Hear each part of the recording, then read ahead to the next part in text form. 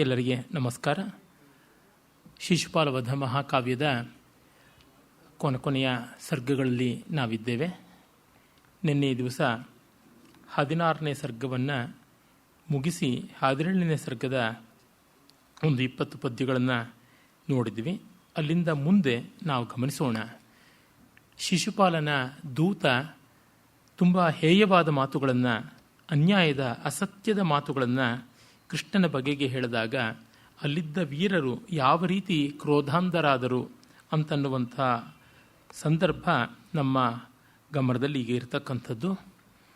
ಎಲ್ಲರೂ ಪ್ರಕ್ಷುಬ್ಧರಾದರು, ಆದರೆ ಉದ್ಧವ ಮಾತ್ರ ಹಾಗಾಗಲಿಲ್ಲ ಅಂತನ್ನುವುದರಿಂದ ಮೊದಲುಗೊಂಡು ಎಲ್ಲರೂ ಯುದ್ಧ ಸನ್ನದ್ಧರಾದರು ಅಂತನ್ನುವುದನ್ನು ಕೂಡ ನಾವು ನೋಡಿಕೊಂಡ್ವಿ. ಅವರ ಬಲಿಷ್ಠವಾದ ಗಾತ್ರಕ್ಕೆ, ಅಂದರೆ ಶರೀರಕ್ಕೆ ಕವಚ ಕೂಡ ಕೇವಲ ಆಚಾರ ಮಾತ್ರದ್ದು ಅಂತ, ಮಿಕ್ಕಂತೆ ಅವರ ಕುಲಿಶ ಕರ್ಕಶವಾದ ಶರೀರ ಯಾವ ಆಘಾತವನ್ನು ತಾಳಬಲ್ಲದು ಅನ್ನುವಂಥದ್ದನ್ನು ಕಂಡ್ವಿ. ಮುಂದೆ ನೋಡೋಣ. ಯುಧೇಪರೈ ಸಹದೃಢಬದ್ಧ ಕಕ್ಷಯ ಕಲಕ್ವಣನ್ ಮಧುಪಕುಲೋಪಗೀತಯ ಅದೀಯ ತದ್ವಿಪಘಟಯ ಸವಾರಿಭಿ ಕರೋದರೈ ಸ್ವಯಮತದಾನಮಕ್ಷಯಂ. ಆ ಯುದ್ಧಕ್ಕೆ ಆನೆಗಳು ತುಂಬ ಬಂದಿವೆ. ಅವುಗಳ ಮೇಲೆ ಮದಧಾರಿಯ ಆಕರ್ಷಣೆಯಿಂದ ದುಂಬಿಗಳು ಕೂಡ ಬಂದಿವೆ. ಇನ್ನು ವಂದಿ ಮಾಗಧರ ಹಾಗೆ ಅವು ಜಯಘೋಷವನ್ನು ಮಾಡ್ತಾ ಇವೆ. ಕಲಕ್ವಣನ್ ಮಧುಪಕುಲೋಪಗೀತಯ ಅದೀಯತ ದ್ವಿಪಘಟಯ ಸವಾರಿಭಿ ಕರೋದರೈಹಿ. ಆಗ ಅವುಗಳು ತಮ್ಮ ಸೊಂಡಲಗಳನ್ನು ಚಾಚಿ ಮದಧಾರೆಯನ್ನು ಆ ಮೂಲಕವಾಗಿ ಇತ್ತ ಕಡೆಗೆ ಅಕ್ಷಯವಾದ ದಾನವನ್ನು ಕೊಡುವ ರೀತಿಯಲ್ಲಿ ಅವು ವಿತರಣೆ ಮಾಡ್ತಾ ಇದ್ದವು ಅಂತ. ಮಾಘಕವಿ ಗಜಶಾಸ್ತ್ರವನ್ನು ಚೆನ್ನಾಗಿ ಬಲ್ಲವನು. ಮಿಕ್ಕ ಯಾವುದೇ ಸಂಸ್ಕೃತ ಕವಿಯ ಕಾವ್ಯ ನೋಡಿದರೂ ಇವನಲ್ಲಿ ಕಂಡುಬರುವಷ್ಟು ಆನೆಗಳ ವಿಷಯದ ಸೂಕ್ಷ್ಮವಾದ ಪರಿಶೀಲನೆ ಮತ್ತೆಲ್ಲಿಯೂ ಕಾಣಸಿಗುವುದಿಲ್ಲ. ಕನ್ನಡದಲ್ಲಿ ರತ್ನತ್ರಯ ಅಂತ ಮೂವರು ಯಾರಿದ್ದಾರೆ, ಪೊನ್ನ, ಪಂಪ, ರನ್ನ.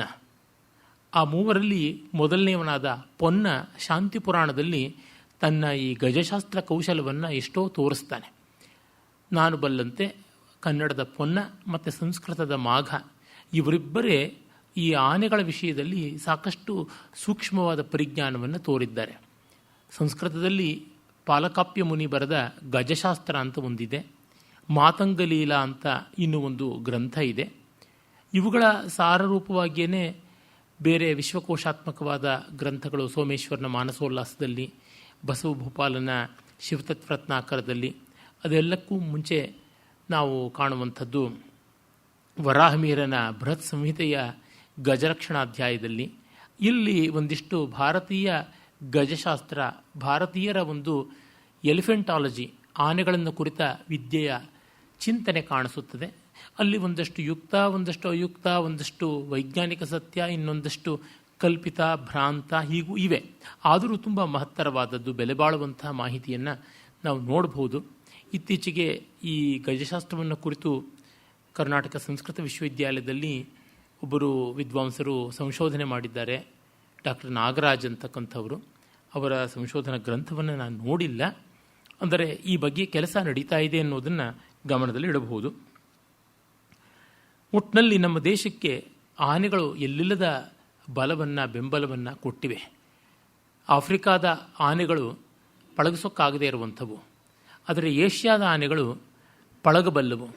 ಈ ಕಾರಣದಿಂದಲೇ ನಮ್ಮ ದೇಶದಲ್ಲಿ ಮಿಕ್ಕ ಏಷ್ಯಾದ ಇಂಡೋನೇಷ್ಯಾ, ಥಾಯ್ಲ್ಯಾಂಡ್ ಇತ್ಯಾದಿ ಪ್ರದೇಶಗಳಲ್ಲಿ ಆನೆ ಬದುಕಿದ್ದರೆ ಪ್ರಯೋಜನ, ಆಫ್ರಿಕಾದಲ್ಲಿ ಆನೆ ಸತ್ತರೆ ಪ್ರಯೋಜನ. ಪ್ರಾಯಶಃ ಈ ಕಾರಣದಿಂದಲೇ ನಮ್ಮಲ್ಲಿ ಆನೆಗಳನ್ನು ಪೂಜಿಸುವ ಪದ್ಧತಿಯು ಬಂತು, ಅಲ್ಲಿ ಬರಲಿಲ್ಲ. ಪೂಜ್ಯವಾಗಿದ್ದಲ್ಲಿ ಕೊಲ್ಲಬಾರದು ಅಂತ ಬಂದುಬಿಡುತ್ತಲ್ಲ. ಹೀಗೆ ಕಂಡಾಗ ಗೊತ್ತಾಗುತ್ತದೆ ಎಲ್ಲೆಲ್ಲಿ ಹೇಗೆ ಮಾನವನ ಅನಾಚಾರ, ಅತ್ಯಾಚಾರಗಳು ಮತ್ತು ನಿಸರ್ಗದ ವೈಚಿತ್ರ್ಯಗಳು ಹೇಗಿರುತ್ತವೆ ಅಂತ.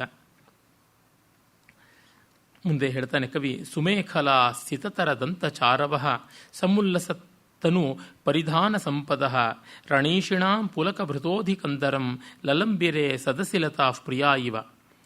ಈಗ ಆ ಯುದ್ಧೋತ್ಸುಕರಾದ ರಾಜರುಗಳು, ಅವರ ಸೈನಿಕರು ಖಡ್ಗಗಳನ್ನು ತಮ್ಮ ಕೊರಳಿಂದ ಇಳಿಬಿದ್ದಂಥ ಪಟ್ಟಿಕೆಗಳಿಗೆ ತಗುಲಿಸಿಕೊಂಡ್ರಂತೆ. ಸುಮೇಖಲಾಹ, ಅವುಗಳಿಗೆ ಒಳ್ಳೆಯ ಪಟ್ಟಿಯನ್ನು ಕೂಡ ಕಟ್ಟಿದ್ದರು. ಸಿತತರ ದಂತಚಾರವ, ಆ ಬೆಳ್ಳಗಿರುವ ದಂತದ ಹಿಡಿಕೆ ಅವುಗಳಿಗಿತ್ತು. ಸಮುಲ್ಲಸತ್ತನುಪರಿಧಾನ ಸಂಪದ. ಆಮೇಲೆ ಅವುಗಳಿಗೆ ತುಂಬ ನಾಜೂಕಾದಂತಹ ಕೋಶ ಅಂದರೆ ಒರೆ ಅದು ಕೂಡ ಇತ್ತು. ಅದಕ್ಕೆ ಸುಂದರವಾದ ಬಟ್ಟೆಯ ಅಲಂಕಾರವೂ ಇತ್ತು. ಪರಿಧಾನ ಅಂದರೆ ಬಟ್ಟೆ ಅಂತ. ರಣೈಷಿಣಾಂ ಪುಲಕಭೃತೋಧಿಕಂಧರಂ. ಆಮೇಲೆ ಅವರ ಕೊರಳನ್ನು ಬಳಸಿಕೊಂಡು ಬಂದಿದ್ದವು ಆ ಖಡ್ಗದ ಆ ಪಟ್ಟಿಕೆ. ಆಮೇಲೆ ಅದು ರೋಮಾಂಚನವನ್ನು ಉಂಟು ಮಾಡ್ತಾ ಇತ್ತು. ಹೀಗೆ ಪ್ರಿಯತಮೆಯ ಹಾಗೆ ಅವರ ಮಳಲಿನಲ್ಲಿ, ಅವರ ಬಗಲಲ್ಲಿ ಕೊರಳು ಬಳಸಿಕೊಂಡು ಬಂದ ಪಟ್ಟಿಕೆಯಲ್ಲಿ ತಗಲುಕೊಂಡ ಕತ್ತಿಗಳು ತೋರದವು ಅಂತ. ಇಲ್ಲಿ ಸುಂದರಿಯರಿಗೆ ಇರುವ ವಿಶೇಷಣಗಳು ಸುಮೇಯ ಕಲಾಹ, ಒಳ್ಳೆಯ ವಡ್ಯಾಣವನ್ನು ಹಾಕಿಕೊಂಡವರು. ಸಿತತರ ದಂತಚಾರವ, ಅಲ್ಲಿ ಒಳ್ಳೆಯ ದಂತಪಂಕ್ತಿಗಳಿವೆ. ಸಮುಲ್ಲಸ ತನುಪರಿಧಾನ ಸಂಪದ, ನಾಜೂಕಾದ ಬಟ್ಟೆಯನ್ನು ಉಟ್ಟುಕೊಂಡಿರ್ತಾರೆ. ಈ ಬಗೆಯೆಲ್ಲ ಒಂದು ಶ್ಲೇಷ ಬರುವ ಮೂಲಕವಾಗಿ ತುಂಬ ಚೆನ್ನಾಗಿರತಕ್ಕಂಥ ಒಂದು ಶ್ಲಿಷ್ಟವಾದ ರೂಪಕವನ್ನು ಮಾಡಿದ್ದಾನೆ, ಉಪಮೆಯನ್ನು ಮಾಡಿದ್ದಾನೆ. ಶ್ಲಿಷ್ಟೋಪಮ. ಸದಸಿಲತಾ ಪ್ರಿಯಾ ಇವ ಲಲಂಬಿರೆ ಅಂತ. ಈ ಥರದ್ದೆಲ್ಲ ಚಮತ್ಕಾರಗಳು ಸಂಸ್ಕೃತ ಕವಿಗಳಿಗೆ ಅದು ಒಂಥರ ಹುಟ್ಟಿನೊಂದಿಗೆ ಬಜಬಣ್ಣೆಯ ಜೊತೆಗೆ ಬಂದ ವಿದ್ಯೆ ಅಂತ ಅನ್ಬೋದು. ಮನೋಹರೈ ಪ್ರಕೃತಿ ಮನೋರಮಾಕೃತಿರ್ ಭಯಪ್ರದೈ ಸಮಿತಿಷು ಭೀಮದರ್ಶನ ಸದೈವತೈ ಸತತಮಥಾನಪಾಯಿಭಿ ನಿಜಾಂಗವನ್ ಮುರಜಿದ ಸೇವ್ಯತಾಯುಧೈ. ಈಗ ಸಹಜ ಸುಂದರನಾದರೂ ರಣಭಯಂಕರ ಶ್ರೀಕೃಷ್ಣ ಯುದ್ಧದಲ್ಲಿ ಕಾಣಿಸಿಕೊಳ್ತಾನೆ. ಸಮಿತಿ ಅಂದರೆ ಯುದ್ಧ ಅಂತ, ಆ ರಣರಂಗ ಅಂತ ತಾತ್ಪರ್ಯ. ಮನೋಹರೈ ಪ್ರಕೃತಿ ಮನೋರಮಾಕೃತಿ, ಅವನು ನಿಸರ್ಗ ಸಹಜ ಸೌಂದರ್ಯವನ್ನು ಉಳ್ಳಂಥವನು ಕೃಷ್ಣ. ಆದರೆ ಸಮಿತಿಷು ಯುದ್ಧಗಳಲ್ಲಿ ಭೀಮದರ್ಶನ ಭಯಪ್ರದೈ, ಭೀಮದರ್ಶನ ಭಯಾನಕವಾಗಿಯೂ ಕೂಡ ಅವನು ಕಾಣಬಲ್ಲ. ಅವನು ಶಂಕರ ಭಯಂಕರ ಎರಡೂ ಆದವನು, ನಿಗ್ರಹಾನುಗ್ರಹ ಸಮರ್ಥ. ಸದೈವತೈ ಸತತ ಮಥಾನ ಪಾಯಿಭಿ ನಿಜಾಂಗವನ್ ಮುರಜಿತ್ ಅಸೇವ್ಯತ ಆಯುಧೈ. ಆಗ ಅವನು ಹೇಗೆ ದೇವತೆಗಳು ತಮ್ಮ ಒಡೆಯನನ್ನು ಆರಾಧಿಸ್ತಾರೋ ಆ ರೀತಿಯಲ್ಲಿ ದಿವ್ಯಾಯುಧಗಳನ್ನು ನಿರಂತರವಾಗಿ ಧರಿಸಿಕೊಂಡು ಅವನು ಬಂದಿದ್ದಾನೆ. ಉಪೇತ್ಯಚ ಸ್ಮನಗುರು ಪಕ್ಷ ಮಾರುತಂ ದಿವತ್ವಿಷ ಕಪಿಶಿತ ದೂರ ದಿಗ್ಮುಖ ಪ್ರಕಂಪಿತ ಸ್ಥಿರತರ ಯಷ್ಟಿ ತತ್ಕ್ಷಣಂ ಪತತ್ಪತಿ ಪದಮಧಿಕೇತನಂ ದದವು. ಈಗ ಅವನ ಧ್ವಜದ ಮೇಲೆ ಗರುಡ ತಾನು ಬಂದು ಕೂತ್ಕೊಂಡಿದ್ದಾನೆ. ಉಪೇತ್ಯಚ ಸ್ವನಗುರು ಪಕ್ಷ್ಮ ಮಾರುತಂ, ತನ್ನ ರೆಕ್ಕೆಗಳನ್ನು ಬೀಸಿದಾಗ ಅಬ್ಬರದ ಗಾಳಿ ಬರುತ್ತದೆ, ಬಿರುಗಾಳಿ ಬರುತ್ತದೆ. ವಾತೂಲ ಅಂತ ಕೂಡ ಕರೀತಾರೆ, ಭಯಾನಕವಾದ ಗಾಳಿ. ಆ ವಾತೂಲವನ್ನು ಸೃಷ್ಟಿ ಮಾಡಿ ಪ್ರಭಂಜನವನ್ನು ಸೃಷ್ಟಿ ಮಾಡಬಲ್ಲ ಗರುಡ ತನ್ನ ರೆಕ್ಕೆಗಳಿಂದ.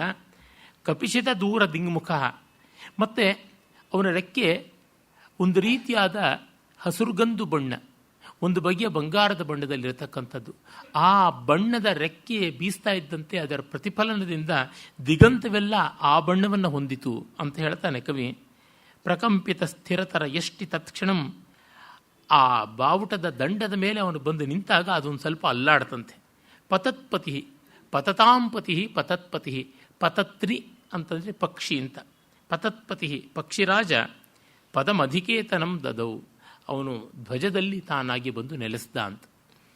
ಇಲ್ಲಿ ಆ ಸೂಕ್ಷ್ಮತೆ ಏನಿದೆ, ಅವನು ಬಂದು ಆ ಒಂದು ಸ್ವಲ್ಪ ಕಾಲ ರಥದ ಧ್ವಜ ದಂಡ ಅಲ್ಲಾಡ್ತು ಅಂತ. ಅಂದರೆ ಗರುಡ ವೇಗದಿಂದ ಬಂದು ಗಕ್ಕನೆ ಅಲ್ಲಿ ನಿಂತರೆ ಅದು ತತ್ಕ್ಷಣ ಕಂಪಿಸುವಂಥದ್ದು, ಅವನ ಭಾರ, ಅವನ ಓಘ, ಆ ರೀತಿಯಾದದ್ದು ಅನ್ನುವ ಸೂಕ್ಷ್ಮವಾದ ಪರಿಶೀಲನೆ ಇದೆಯಲ್ಲ. ಕಾವ್ಯದಲ್ಲಿ ಈ ರೀತಿಯಾದ ಅಂಶಗಳಲ್ಲಿ ಕವಿಯ ಜೀವನಾನುಭವ, ಲೋಕಪರಿಜ್ಞಾನ ಗೊತ್ತಾಗುತ್ತದೆ. ಉದ್ದಕ್ಕೆ ಸುಮ್ಮನೆ ಅನುಭವರಹಿತವಾಗಿ ಬರೆದರೆ ಆಗೋದಿಲ್ಲ. ಒಂದು ಸಣ್ಣ ಸಣ್ಣ ಅಂಶಗಳನ್ನು ತೋರಿಸಬೇಕು. ನನಗೆ ಈ ಥರದ ಎಷ್ಟೋ ವಿಷಯಗಳಲ್ಲಿ ತಕ್ಷಣ ನೆನಪಾಗತಕ್ಕಂಥದ್ದು ಡಾಕ್ಟರ್ ಪದ್ಮಾ ಸುಬ್ರಹ್ಮಣ್ಯಂ ಅವರ ನೃತ್ಯ. ಅವರು ಕುದುರೆಯನ್ನು, ರಥವನ್ನು ರಂಗಸ್ಥಳದಲ್ಲಿ ಅಭಿನಯಿಸಿ ತೋರಿಸುವಾಗ, ವಿಶೇಷವಾಗಿ ಕುದುರೆ ಮೇಲೆ ಬರುವಾಗ ಅವರು ಅದನ್ನು ತುಂಬ ಚೆನ್ನಾಗಿ ವೈಶಾಖರೇಚಿತ ಅಂತ ಒಂದು ಕರ್ಣ ಉಂಟು, ಆ ಕರ್ಣದ ಮೂಲಕ ಮಾಡ್ತಾರೆ. ಅದು 3-4 ರೀತಿಯಾಗಿ ಮಾಡಬಹುದಾದದ್ದು ಆ ಕರ್ಣ. ಅದರೊಳಗೆ ಒಂದು ಕುದುರೆಯ ಸವಾರಿಯನ್ನು ತೋರ್ಪಡಿಸ್ತಕ್ಕಂಥದ್ದು.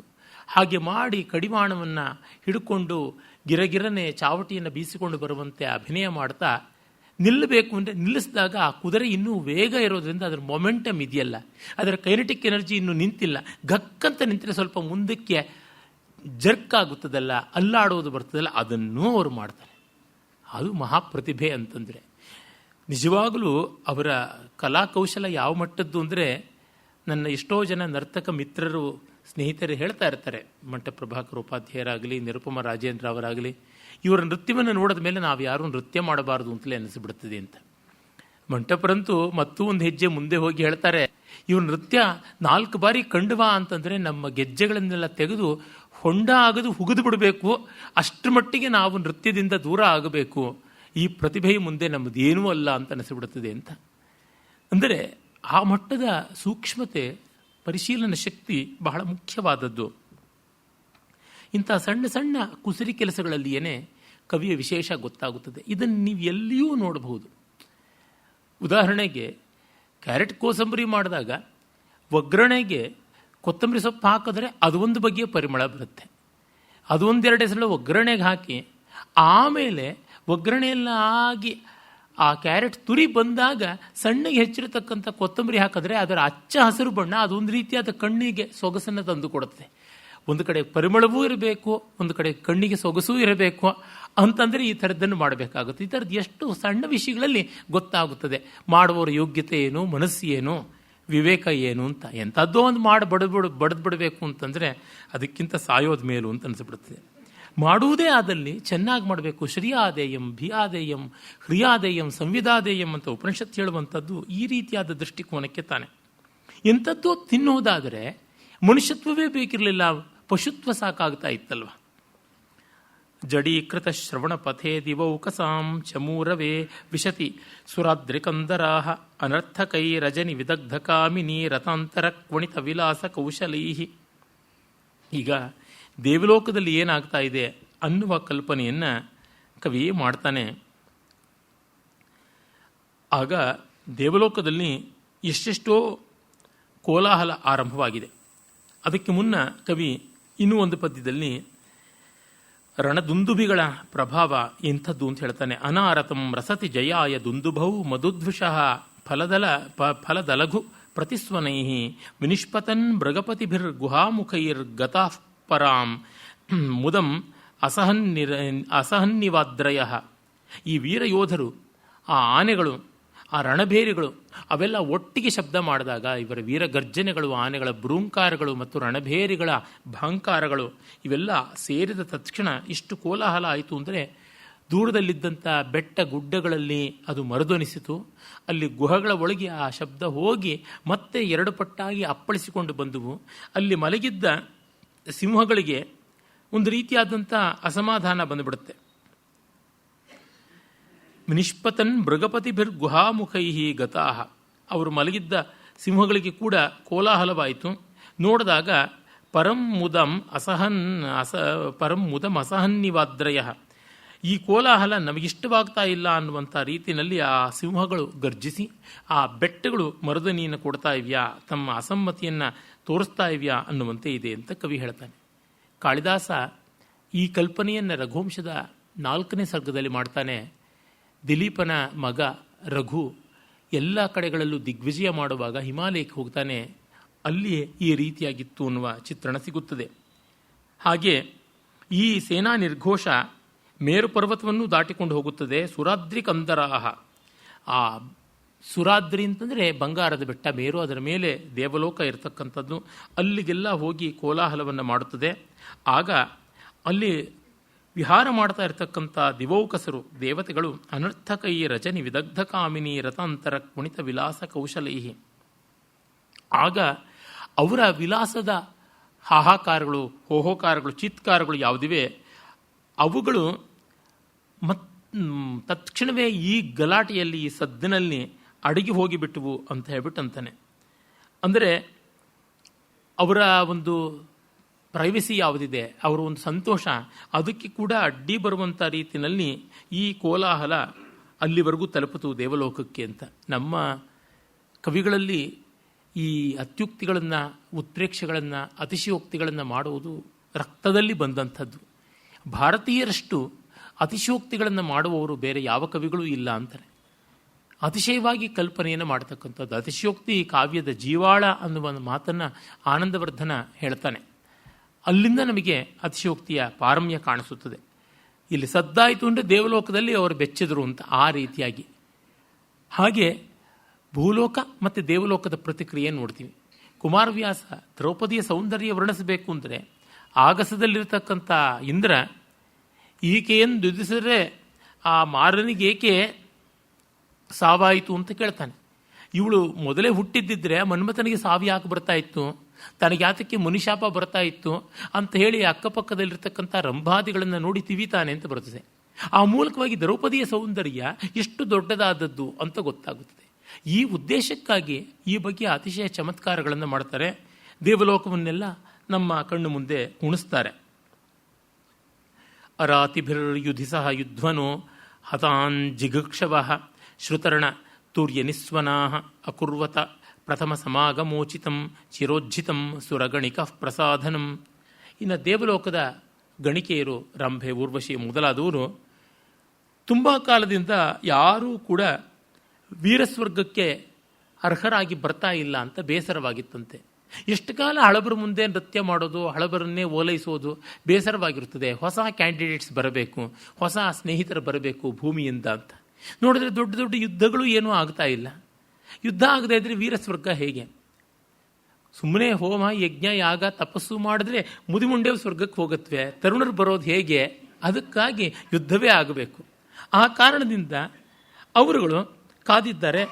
ಇವರಿಗೆಲ್ಲ ಅಲಂಕಾರ ಯಾಕೆ ಅಂತ ದೊಡ್ಡ ಅಲಂಕಾರ, ಒಡವೆ ಇತ್ಯಾದಿಗಳು ಇಲ್ಲದೆ ಸಾಮಾನ್ಯವಾದ ಸೀರೆ, ಸಾಮಾನ್ಯವಾದಂಥ ಅಲಂಕಾರದಲ್ಲಿ ಅವರು ಇವರ ಮುಂದೆ ಹಾವಭಾವಗಳನ್ನು ಅಷ್ಟೋ ಇಷ್ಟೋ ಮಾಡ್ತಾ ಇದ್ರಂತೆ. ಈಗ ದೊಡ್ಡ ಯುದ್ಧ ಆಗ್ತಾ ಇದೆ, ಕೃಷ್ಣ ಅನೇಕ ವೀರರನ್ನ ಕೊಂದೇ ಬಿಡ್ತಾನೆ, ಶಿಶುಪಾಲನ ಕಡೆಯವರೆಷ್ಟೋ ಜನ ಸಾಯ್ತಾರೆ ಅಂತ ಅವರು ಅಚ್ಚುಕಟ್ಟಾಗಿ ಅಲಂಕಾರ ಮಾಡ್ಕೋಣ ಅಂತ ಈ ಸಂದರ್ಭದಲ್ಲಿ ಅವರು ಚಿರೋಜ್ಜಿತಂ, ಬಹಳ ಕಾಲದಿಂದ ಪಕ್ಕಕ್ಕಿಟ್ಟಿದ್ದ ವಸ್ತ್ರ, ಒಡವೆ, ತೊಡವೆ ಇತ್ಯಾದಿಗಳನ್ನೆಲ್ಲವನ್ನು ಅವರು ಸ್ವೀಕರಿಸಿ ಅಲಂಕಾರಕ್ಕೆ ತೊಡಗದ್ರಂತೆ. ಪ್ರಸಾಧನಂ ಅಕುರ್ವತ, ಅಲಂಕಾರವನ್ನು ಮಾಡಿಕೊಂಡ್ರು ಅಂತ ಹೇಳ್ತಾನೆ. ಅರಾತಿಭಿರ್ ಯುಧಿ ಸಹ ಯುಧ್ವನೋ ಹತಾನ್ ಜಿಗುರ್ಕ್ಷವಃ. ವೈರಿಗಳಿಂದ ಯುದ್ಧದಲ್ಲಿ ಸತ್ತವರನ್ನ ಮೊದಲು ಹಿಡ್ಕೊಂಡು ಬಿಡಬೇಕು, ತಮ್ಮ ಬಾಯ್ ಫ್ರೆಂಡ್ಸ್ ಆಗಿ ಮಾಡ್ಕೋಬೇಕು ಅಂತ ಅವ್ರ ಚಿಂತೆ ಅವರಿಗೆ ಪಾಪ. ಪ್ರಚೋದಿತ ಪರಿಚಿತ ಯಂತ್ರ ಕರ್ಮಭಿರ್ ನಿಷಾದಿಭಿ ವಿದಿತ ಯತಾಂಕುಶ ಕ್ರಿಯೈ ಗಜಾಸಕೃತ್ ಕರತಲಲೋಲನಾಲಿಕಾ ಹತಾಮುಹು ಪ್ರಣದಿತ ಘಂಟಮಾಯಯು. ಈಗ ಆನೆಗಳಿತ್ತ ಕಡೆಗೆ ತಾವು ವೀರವಿಹಾರ ಮಾಡ್ತಾ ಇವೆ. ಅವರ ಆನೆಗಳ ನಿಯಂತ್ರಣಕ್ಕೆ ಇರತಕ್ಕಂಥ ನಿಷಾದಿಗಳು, ನಿಷಾದಿ ಅಂದರೆ ಆನೆ ಮೇಲೆ ಕೂತ್ಕೊಳ್ತಕ್ಕಂಥ ಮಾವಟಿ, ಹಸ್ತಿಪಕ ಅಂತಲೂ ಕರೀತಾರೆ ಮಾವಟಿಗನನ್ನು. ನಿಷಾದಿ ಅಂತ, ಗಜಯಂತ ಅಂತ ಹೀಗೆಲ್ಲ ಬೇರೆ ಬೇರೆ ಹೆಸರುಗಳು ಉಂಟು. ಅವರು ಕೂತ್ಕೊಂಡು ಅಂಕುಶವನ್ನು ಹೇಗೆ ಎಲ್ಲಿ ಎಷ್ಟರ ಮಟ್ಟಿಗೆ ತಿವಿದರೆ ಅದು ಚೆನ್ನಾಗಿ ಕೆಲಸ ಮಾಡುತ್ತದೆ, ಓಡುತ್ತದೆ, ಶತ್ರುಗಳನ್ನು ಧ್ವಂಸ ಮಾಡುತ್ತದೆ ಅಂತ ಗೊತ್ತು.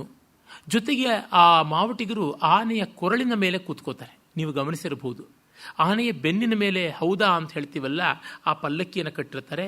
ಅಲ್ಲಿ ಮಾವಟಿಗರಲ್ಲದೇ ಇರತಕ್ಕಂಥ ಜನ ಕೂತಿರ್ತಾರೆ. ಆನೆಯ ಕಿವಿಗಳ ಹಿಂದೆ ಕಾಲು ಇಳಿಬಿಟ್ಟುಕೊಂಡು ಕೊರಳ ಮೇಲೆ ಕುಳಿತುಕೊಳ್ತಕ್ಕಂಥವರು ಮಾವಟಿಗರು.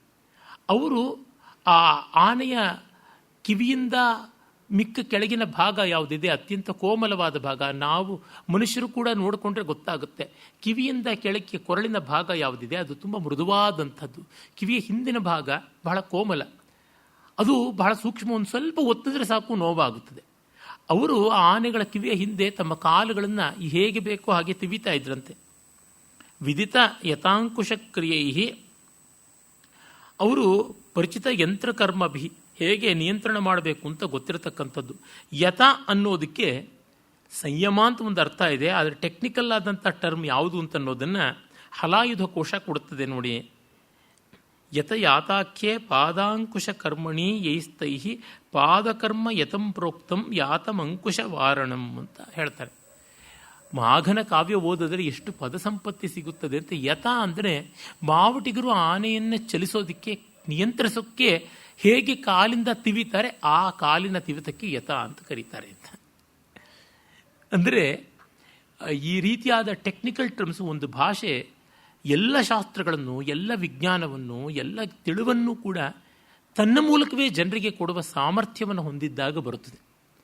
ಇವತ್ತು ಇಂಗ್ಲೀಷಿಗೆ ಆ ಬಗೆಯ ಸಾಮರ್ಥ್ಯ ಇದೆ, ಹಿಂದೆ ಸಂಸ್ಕೃತಕ್ಕಿತ್ತು. ಹಾಗೆ ಸಂಸ್ಕೃತಕ್ಕಿದ್ದ ಕಾಲದಲ್ಲಿ ಬಂದ ಈ ಕಾವ್ಯ, ಅದರಿಂದ ಗೊತ್ತಾಗುತ್ತದೆ ಎಷ್ಟೆಲ್ಲ ಪಾರಿಭಾಷಿಕ ಶಬ್ದಗಳು ಇವೆ ಅಂತ. ಈಗ ನಾವು ಇಂಗ್ಲೀಷ್ನಲ್ಲಿ ಬೂಟಿಂಗ್ ಅಂತಂದರೆ ಇವತ್ತು ಪೋಸ್ಟ್ ಕಂಪ್ಯೂಟರ್ ಅನ್ನಲ್ಲಿ ನಮಗೆ ಗೊತ್ತಾಗುತ್ತೆ ಬೂಟಿಂಗ್ ಅಂದರೆ ಏನು ಅಂತ. ಅದೇ ಒಂದು 50 ವರ್ಷಕ್ಕಿಂತ ಚಪ್ಪಲಿಲಿ ಹೊಡೆಯೋದು, ಬೂಟ್ನಲ್ಲಿ ಹೊಡೆಯೋದು ಅಂತ ಅಷ್ಟೇ ಆಗಿತ್ತು. ಅದು ಬಿಟ್ಟು ಇನ್ನೇನೂ ಇರಲಿಲ್ಲ. ಅಂದರೆ ಒಂದು ಲೋಕರೂಢಿಯ ಮಾತು ಒಂದು ಟೆಕ್ನಿಕಲ್ ಟರ್ಮ್ ಆಗುವಂಥದ್ದು ಹೇಗೆ ಅಂತ ಗೊತ್ತಾಗುತ್ತದೆ. ಇಂಥದ್ದು ಸೂಕ್ಷ್ಮತೆಗಳನ್ನು ಎಷ್ಟನ್ನೋ ನಾವು ಈ ಬಗೆಯ ಕಾವ್ಯಗಳಲ್ಲಿ ನೋಡಬಹುದು. ಮತ್ತೆ ಮತ್ತೆ ನೆನಪಾಗ್ತಾ ಇರುತ್ತೆ, ನವಸರ್ಗಗತೆ ಮಾಘೆ ನವಶಬ್ದೋನ ವಿದ್ಯತೆ ಅಂತ. ಇಲ್ಲಿಗೆ ಬರೋ ಮುನ್ನವೂ ಈ ಭಾಗಗಳನ್ನು ಮತ್ತೆ ಮತ್ತೆ ನೋಡ್ತಾ ಇರ್ತೀನಲ್ಲ, ಒಂದೊಂದು ಬಾರಿ ನೋಡುವಾಗಲೂ ಈ ಪದ ಹೊಸ್ತು, ಇದನ್ನು ಗುರುತು ಮಾಡಿಡಬೇಕು, ಇದಕ್ಕೆ ಅಂಡರ್ಲೈನ್ ಮಾಡಬೇಕು, ಇದಕ್ಕೆ 1 ಸ್ಟಾರ್ ಹಾಕಬೇಕು, ಇದಕ್ಕೆ 2 ಸ್ಟಾರ್ ಹಾಕಬೇಕು, ಇದಕ್ಕೆ ಡಬಲ್ ಟಿಕ್ಕು, ಟ್ರಿಪಲ್ ಟಿಕ್ಕು ಅಂತ ಅಂದ್ಕೋತಾ ಇರ್ತೀನಿ. ನನ್ನ ಪುಸ್ತಕವನ್ನು ಯಾರೇ ನೋಡಿದ್ರೂ ತುಂಬ ಅಂಡರ್ಲೈನ್ಗಳಿರ್ತವೆ, ಮಾರ್ಜಿನಲ್ ನೋಟ್ಸ್ ಇರುತ್ತೆ, ಈ ಇಮೋಜಿಗಳು ಅಂತ ಏನು ಹೇಳ್ತಾರೆ ಅವನ್ನೂ ಈಚೆಗೆ ಬಳಸ್ತೀನಿ. ಇವುಗಳಿಂದ ಅಭ್ಯಾಸವಾಗಿದೆ ಸೆಲ್ಫೋನಿಂದ ಅಂತ. ಅಲ್ಲಿ ನಗು ಇಲ್ಲ ತಿರಸ್ಕಾರ ಈ ಥರದ್ದೆಲ್ಲ ಕೂಡ ಬರ್ತಾ ಇರ್ತವೆ. ಯಾಕೆಂದರೆ ಆ ಕಾವ್ಯವನ್ನು ಕಂಡಾಗ ಆದ ಭಾವ ಏನು ಅಂತ ಗುರುತು ಮಾಡಿಕೊಂಡ್ರೆ ಮತ್ತೊಮ್ಮೆ ಓದುವಾಗ ಅನುಕೂಲ. ಕೆಲವರು ಪುಸ್ತಕವನ್ನು ಚೊಕ್ಕಟವಾಗಿಡಬೇಕು ಅಂತಾರೆ. ಆಗೇನಾಗುತ್ತೆ, 2ನೇ ಬಾರಿ ಓದುವಾಗ ಮೊದಲ ಬಾರಿ ಓದಿದ್ದರ ಅನುಭವ ಏನು ಅಂತ ಗೊತ್ತಾಗೋಲ್ಲ. ಮತ್ತೊಮ್ಮೆ 2ನೇ ಬಾರಿ ಓದುವಾಗ ಯಾವುದು ಮುಖ್ಯ ಯಾವುದು ಅಮುಖ್ಯ ಅಂತ ಅವ್ರಿಗೆ ಗೊತ್ತಾಗೋದಿಲ್ಲ. ಪುಸ್ತಕ ಚೊಕ್ಕಟವಾಗಿಡಬೇಕು ಅಂದರೆ ತಲೆನೂ ಚೊಕ್ಕಟವಾಗೇ ಇರುತ್ತೆ, ಅಲ್ಲಿ ಏನು ಉಳಿಯೋದಿಲ್ಲ, ಖಾಲಿ ಮನೆ ಆಗುತ್ತದೆ. ಚಲಾಂಗುಲಿ ಕಿಸಲಯ ಮುದ್ಧತೈ ಕರೈ ಅನೃತ್ಯತ ಸ್ಫುಟಕೃತ ಕರ್ಣತಾಲಯ ಮದೋದಕದ್ರವಕಟ ಭಿತ್ತಿ ಸಂಗಿಭಿ ಕಲಸ್ವರಂ ಮಧುಪ ಗಣೈರಗೀಯತ ಅಸಿಚ್ಯತ ಪ್ರಶಮಿತ ಪಾಂಸುಭಿರ್ಮಹಿ ಮದಾಂಬುಭಿರ್ ಧೃತನವ ಪೂರ್ಣಕುಂಭಯ ಅವಾದ್ಯತ ಶ್ರವಣ ಸುಖಂ ಸಮುನ್ನಮತ್ ಪಯೋಧರ ಧ್ವನಿ ಗುರು ತೂರ್ಯಮಾನನೈ ಉದಾಸಿರೇ ಪವನ ವಿಧೂತ ವಾಸಸಸ್ತತಸ್ತೋ ಗಗನ ಲಿಹಶ್ಚಕೇತವಃ ಯತಃ ಪುರಃ ಪ್ರತಿರಿಪು ಶಾರ್ಂಗಿಣ ಸ್ವಯಂ ವಿಧೀಯತ ದ್ವಿಪಘಟಯೇತಿ ಮಂಗಲಂ. ಈ 3 ಶ್ಲೋಕಗಳನ್ನು ಅವನು ವಿಶೇಷಕ ಅಂತ ಒಟ್ಟಿಗೆ ಒಂದೇ ವಾಕ್ಯವಾಗಿ ಮಾಡಿದ್ದಾನೆ. ಸಂಸ್ಕೃತದ ಕಾವ್ಯಗಳಲ್ಲಿ ವಿಶೇಷವಾಗಿ ಮಹಾಕಾವ್ಯಗಳಂಥ ಪ್ರತಿಪದ್ಯ ಚಮತ್ಕಾರವಿದ್ದು ಒಂದು ಕಥನವಾಗಿ ಬೆಳಕೊಂಡು ಬಂದಂಥ ಕೃತಿಗಳಲ್ಲಿ ಒಂದೇ ವಾಕ್ಯ 2-3 ಶ್ಲೋಕಗಳಷ್ಟು 4-5 ಶ್ಲೋಕಗಳಷ್ಟು ವಿಸ್ತಾರ ಆದಾಗ ಅದಕ್ಕೆ ಬೇರೆ ಬೇರೆ ಹೆಸರುಗಳನ್ನು ಕೊಡ್ತಾರೆ. ಒಂದೊಂದು ಪದ್ಯವೇ ಒಂದೊಂದು ವಾಕ್ಯವಾದಾಗ ಅದು ಮುಕ್ತಕ, 2 ಆದರೆ ಯುಗ್ಮಕ, 3 ಆದರೆ ವಿಶೇಷಕ ಅಥವಾ ಕಾಲಾಪಕ, 4 ಆದರೆ ಸಾಂದಾನಿತಕ, 5 ಆದರೆ ಕುಲಕ. ಅದರ ಮೇಲಿಂದೆಲ್ಲ ಕುಲಕ ಅಂತಲೇ ಹೇಳ್ತಾರೆ. ಕೆಲವರು ಕಾಶ್ಮೀರದ ಕಡೆಯವರು ಕುಲಕ ಅನ್ನೋದಕ್ಕೆ ಚಕ್ಕಲಕ ಅಂತ ಮತ್ತೊಂದು ತಮಾಷೆಯಾಗಿ ಕೇಳಿಸ್ತಕ್ಕಂಥ ಒಂದು ಹೆಸರನ್ನು ಇಟ್ಕೊಂಡಿದ್ದಾರೆ. ಅದನ್ನು ವ್ಯಾಖ್ಯಾನಕಾರರು ತ್ರಿಭಿ ವಿಶೇಷಕಂ ಆಹ ಅಥವಾ ತ್ರಿಭಿ ಪಂಚಭಿ ಕುಲಕಂ ಆಹ ಈ ಥರ ಎಲ್ಲ ಹೇಳಿಬಿಟ್ಟು ಈ 4-5 ಶ್ಲೋಕಗಳನ್ನು 3 ಶ್ಲೋಕಗಳಿಂದ ಒಂದೇ ವಾಕ್ಯವಾಗಿ ಓದಿಕೊಳ್ಳಿ ಅಂತೆಲ್ಲ ಸೂಚನೆ ಕೊಡ್ತಾರೆ. ಇಲ್ಲಿ ಈ ಆನೆಗಳು ಹೇಗೆ ಒಂದು ಮಂಗಳ ಕಾರ್ಯಕ್ಕೆ ಸನ್ನಾಹ ಮಾಡಿಕೊಂಡವೋ ಅನ್ನುವಂತೆ ಇತ್ತು ಅಂತ ಒಂದು ಚಿತ್ರಣವನ್ನು ಕೊಡ್ತಾನೆ. ತತ್ಪೂರ್ವದಲ್ಲಿ ಇಂದಿನ ಶ್ಲೋಕದಲ್ಲಿ ಇನ್ನೊಂದು ಅಂಶ ಹೇಳಬೇಕಾಗಿತ್ತು. ಗಜಾಸಕೃತ್ ಕರತಲ ಲೋಲ ನಾಲಿಕಾಹ ಹತಾ ಮುಹು ಪ್ರಣದಿತ ಘಂಟಮಾಯಯು ಅಂತ. ಅವುಗಳಿಗೆ ಒಳ್ಳೊಳ್ಳೆ ಗಂಟೆಗಳನ್ನು ಕಟ್ಟಿದ್ರಂತೆ ಮಾವಟಿಗರು. ಒಮ್ಮೆ ಅಲ್ಲಾಡಿಸಿದರೆ ಸುಮಾರು ಕಾಲ ಗಲಗಲ ಅಂತಿರಬೇಕು, ಆ ರೀತಿಯಾದ ಗಂಟೆಗಳನ್ನು ಕಟ್ಟಿದಂತೆ.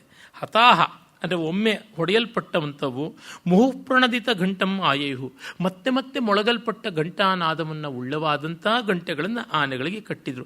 ಸಕೃತ್ಕರ ತಲ ಲೋಲ ನಾಲಿಕ, ಒಮ್ಮೆ ಕೈಯಿಂದ ಮೀಟಿದರೆ ಸಾಕು ಅಷ್ಟು ಕೋಲಾಹಲ ಮಾಡಬಲ್ಲಂಥ ಗಂಟೆಗಳು ಅಂತ. ಇದು ಬಹಳ ವಿಶೇಷ. ಒಂದು ಸಣ್ಣ ಜರ್ಕ್ ಕೊಟ್ಟರೆ ಎಷ್ಟೋ ಹೊತ್ತು ನೀವು ಈ ಇಂಡೋನೇಷ್ಯಾ, ಥೈಲ್ಯಾಂಡು, ಮಲೇಷ್ಯಾ ಇತ್ತ ಕಡೆಯಲ್ಲೆಲ್ಲನೂ ಈ ಬ್ಯಾಂಬೋ ಬೆಲ್ಸ್ ಅಂತೆಲ್ಲ ಹೇಳ್ತಾರೆ. ಬೇರೆ ಬೇರೆ ಉದ್ದಗಳಲ್ಲಿ ಆಕೃತಿಯಲ್ಲಿ ಕಟ್ಟಿರ್ತಾರೆ ಕರ್ಟನ್ಗೆ ಮನೆ ಹತ್ತಿರ. ಅಲ್ಲಿ ಒಮ್ಮೆ ಸಣ್ಣ ಜರ್ಕ್ ಕೊಟ್ಟರೆ ಸಾಕು ಸುಮಾರು ಹೊತ್ತು ಕಲಕಲ ರವವನ್ನು ಮಾಡ್ತಾ ಇರ್ತವೆ. ಆ ರೀತಿಯಾದ ಗಂಟೆಗಳು ಅಂತ ಅಂದ್ಕೋಬಹುದು. ಈಗ ಆನೆಗಳು ಒಂದು ದೊಡ್ಡ ಮಂಗಳ ಕಾರ್ಯವನ್ನು ಕಲಶಗಿತ್ತಿಯರ ಥರ ಮಾಡ್ತಾ ಇವೆ ಎನ್ನುವ ಒಂದು ಸುಂದರವಾದ ಸಾವಯವ ರೂಪಕಾಲಂಕಾರ ಮಾಡ್ತಾನೆ. ಅದು ಹೇಗೆ ಅಂತಂದರೆ ತಮ್ಮ ಕಿವಿಗಳ ಪಟಪಟಾಯಮಾನತ್ವವೇ ತಾಳಕ್ರಿಯೆಯಾಯಿತು ಅಂತ. ಆನೆಗಳ ಕಿವಿ ಬೀಸುವಿಕೆಯನ್ನು ಕರ್ಣತಾಲ ಅಂತಲೇ ಕರೀತಾರೆ. ಅವು ದೊಡ್ಡ ತಾಳಗಳನ್ನು ಚಕ್ರತಾಳ ಅಂತ ತೆಂಕುತಿಟ್ಟಿನ ಯಕ್ಷಗಾನದಲ್ಲಿ, ಕೇರಳದ ರಂಗಭೂಮಿ ಉದಾಹರಣೆಗೆ ಕಥಕಳಿ ಇರಬಹುದು, ಕೃಷ್ಣನಾಟ್ಯಂ ಇರಬಹುದು, ಅಲ್ಲಿ ನಾವು ನೋಡ್ತೀವಿ ಆ ಚಕ್ರತಾಳದಂಥ ದೊಡ್ಡ ತಾಳಗಳನ್ನು ಜಲ್ಲನೆ ಮೊಳಗಿಸ್ತಾ ಇದ್ದಾರೆ ಅನ್ನುವಂತೆ ಆನೆಗಳು ತಮ್ಮ ಕಿವಿಗಳನ್ನು ಪಟಪಟ ಅಂತ ಶಬ್ದ ಮಾಡಿಸ್ತಾ ಇದ್ದವು. ಸ್ಫುಟಕೃತ ಕರ್ಣತಾಲಯ ಮದೋದಕ ದ್ರವ ಕಟ ಭಿತ್ತಿ ಸಂಗಿಭಿ ಕಲಸ್ವರಂ ಮಧುಪಗಣೈರಗೀಯತ. ಇನ್ನು ಮದದಾರೆಗಾಗಿ ಧಾವಿಸಿ ಬಂದ ದುಂಬಿಗಳ ಝಂಕಾರದಿಂದ ಹಾಡು ಸಾಗುತ್ತಾ ಇದೆಯಾ ಅನ್ನುವಂತೆ ಇತ್ತು. ಹಾಡಿದೆ, ತಾಳವೂ ಇದೆ. ಇನ್ನು ತಾವು ಸೊಂಡಲನ್ನು ಹಾಗೆ ಹೀಗೆ ಬೀಸ್ತಾ ಇದ್ದರೆ ಅದೊಂದು ಬಗೆಯಲ್ಲಿ ಕೈಕರಣದ ತಿರುವಿಕೆಯ ಮೂಲಕವಾಗಿ ಬಂದಂತಹ ಒಂದು ಅಂಗವಿಭ್ರಮ ನೃತ್ಯವೂ ಅನ್ನುವಂತೆ ಇದೆ. ಅದಷ್ಟೇ ಅಲ್ಲದೆ ಅವುಗಳಿಗೆ ಕುಂಭಸ್ಥಳ ಪೂರ್ಣ ಕುಂಭದಂತೆ ತೋರಿತು. ಮದಾಂಬುಬಿರ್ ಧೃತ ನವ ಪೂರ್ಣ ಕುಂಭಯ. ಮದಧಾರೆಯನ್ನು ಸುರಿಸ್ತಕ್ಕಂಥ ಕುಂಭಸ್ಥಳದ ಕಾರಣ ಅದು ಮದದ್ರವ ತುಂಬಿದ ಪೂರ್ಣ ಕುಂಭವಾಗಿ ತೋರ್ತಾ ಇತ್ತು. ಅವದ್ಯತ ಶ್ರವಣ ಸುಖಂ ಸಮುನ್ನಮತ್ ಪಯೋಧರ ಧ್ವನಿಗುರು ತೂರ್ಯಮಾನನೈಹಿ. ಮತ್ತು ಅವು ಭ್ರೂಂಕಾರ ಮಾಡ್ತಾ ಇದ್ವು. ಸೊಂಡಲನ್ನು ಚಾಚಿ ಭ್ರೂಂಕಾರ ಮಾಡಿದ್ರೆ ತುತ್ತೂರಿ ಊದ್ತಾ ಇರುವಂತೆ, ಕೊಂಬು ಕಹಳೆಗಳನ್ನು ಮೊಳಗಿಸ್ತಾ ಇರುವಂತೆ ಕಾಣಿಸ್ತಾ ಇತ್ತು. ಮತ್ತು ಉದಾಸಿರೆ ಪವನ ವಿಧೂತ ವಾಸಸಃ. ಆಮೇಲೆ ಅವುಗಳ ಮೇಲೆ ಬಾವುಟಗಳನ್ನು ಕಟ್ಟಿದ್ರು. ಅವು ಆಕಾಶಕ್ಕೆ ಹೋಗುವಂತೆ ಗಗನಲಿಹ, ಆಕಾಶವನ್ನು ನೆಕ್ಕುವಂತೆ ಇದ್ದುವು ಅಂತ.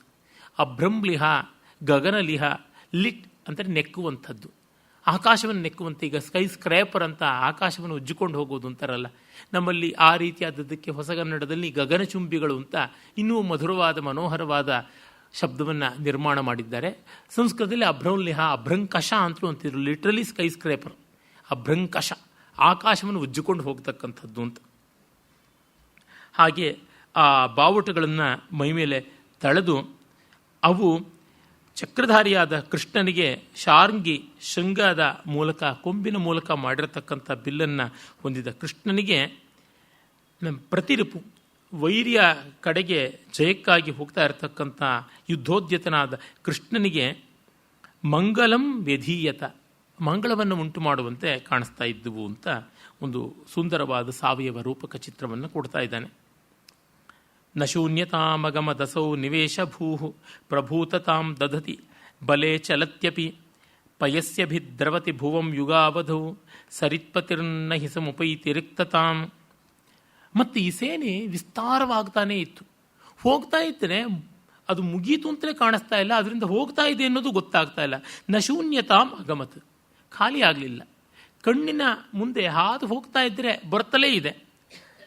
ಪ್ರಭೂತತಾಂ ದದತಿ ಬಲೆ ಚಲತ್ಯಪಿ, ಹೋಗ್ತಾ ಇದ್ದಾಗಲೂ ಇನ್ನು ಎಷ್ಟೋ ಇದೆ ಅನ್ನುವ ಕಾರಣ ಒಂದು ರೀತಿ ಸ್ಥಗಿತತೆ ಬಂದಂತೆ ಇತ್ತು. ಪಯಸ್ಯ ಅಭಿದ್ರವತಿ ಭುವಂ ಯುಗಾವಧೌ ಸರಿತ್ಪತಿ. ಆ ಪ್ರಳಯ ಕಾಲದಲ್ಲಿ ಸಮುದ್ರ ಹೇಗೆ ಎಲ್ಲವನ್ನ ನುಂಗಿ ನೊಣೆಯುವಾಗ ಹಬ್ಬಿಕೊಂಡು ಬರ್ತಾನೋ ಆ ರೀತಿ ನ ಸಮುಪೈತಿ ರಿಕ್ತತಾಂ, ಖಾಲಿತನವನ್ನೇ ತೋರಿಸದೆ ತುಂಬುತ್ತಾ ಇತ್ತು. ಆ ಬಗ್ಗೆಯಲ್ಲಿ ಕಾಣಿಸ್ತಾ ಇತ್ತು ಈ ಒಂದು ಸೇನೆ ಅಂತ ಹೇಳ್ತಾನೆ ಕವಿ. ನಾವು ನದಿಗಳನ್ನು ಕೆಲವೊಮ್ಮೆ ಆ ಇನ್ನೊಂದು ದಡ ಕಾಣೋಕ್ಕಾಗದೇ ಇದ್ದರೆ ಸಮುದ್ರ ಅಂತಲೇ ವಹಿಸಿಕೊಳ್ಳಬಹುದು.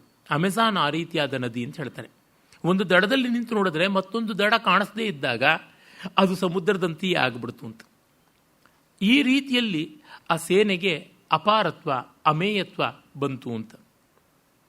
ಇಂತಹ ವರ್ಣನೆಗಳ ಮೂಲಕವಾಗಿ ನಮಗೆ ಗೋಚರಿಸುವುದು ಮುಖ್ಯವಾಗಿ ಅದೊಂದು ಮಹಾಯುದ್ಧ ಅಂತ. ಅಂಥ ಮಹಾಯುದ್ಧದಲ್ಲಿ ನಾಯಕತ್ವ ವಹಿಸುವುದು, ಅದನ್ನು ಮುನ್ನಡೆಸೋದು ಆ ಸೇನೆಯನ್ನು, ಆಮೇಲೆ ಜಯ ಪಡೆಯೋದು ಅಂದರೆ ಅದು ಎಷ್ಟು ದೊಡ್ಡ ಸಾಹಸ ಅಂತ. ಆ ಮೂಲಕವಾಗಿ ಕೃಷ್ಣನ ಬಲ ಎಂಥದ್ದು ಅಂತ, ಹೀಗೆ ಕೃಷ್ಣನ ವೀರ ಪರಾಕ್ರಮ ವ್ಯಕ್ತಿತ್ವ ಯಾವುದಿದೆ, ಅವಕ್ರ ವಿಕ್ರಮ ಎಂಥದ್ದು ಅನ್ನೋದು ಓದುಗರ ಮನಸ್ಸಿನಲ್ಲಿ ಬರಬೇಕು ಅಂತ ಇಷ್ಟೆಲ್ಲ ಕಷ್ಟಪಡ್ತಕ್ಕಂಥದ್ದು. ಅದೇ ಪಾಪ ನಮ್ಮ ಸಿನಿಮಾ ನಿರ್ಮಾಪಕರು ಕೂಡ, ನಿರ್ದೇಶಕರು ಎಷ್ಟೋ ಬಾರಿ ರಿಚ್ನೆಸ್ ಆಫ್ ದಿ ಸೀನ್ ಅಂತ ಹೇಳ್ತಾರೆ. ಆ ಒಂದು ದೃಶ್ಯದಲ್ಲಿ ಒಂದು ವೈಭವ ಬರಬೇಕು ಅಂತ. ಹಾಗೆ ಬಂದಾಗ ನಮಗೇನೋ ತಟ್ಟುತ್ತದೆ ಅಂತ. ಆ ರೀತಿಯಲ್ಲೇ ಉಂಟು. ಸಂಗೀತ ನಿರ್ದೇಶಕರು ಹಾಗೆ ಕೆಲವೊಂದು ಹಾಡುಗಳ ರೆಕಾರ್ಡಿಂಗ್ ಮಾಡುವಾಗ 40 ವೈಲಿನ್ಗಳು, 20 ವೈಲಿನ್ನು ಹೀಗೆಲ್ಲ ಬಳಸ್ತಾರೆ. ಒಂದೇ ವೈಲಿನ್ ಇದ್ದರೆ ಸಾಕಾಗೋದಿಲ್ವಾ?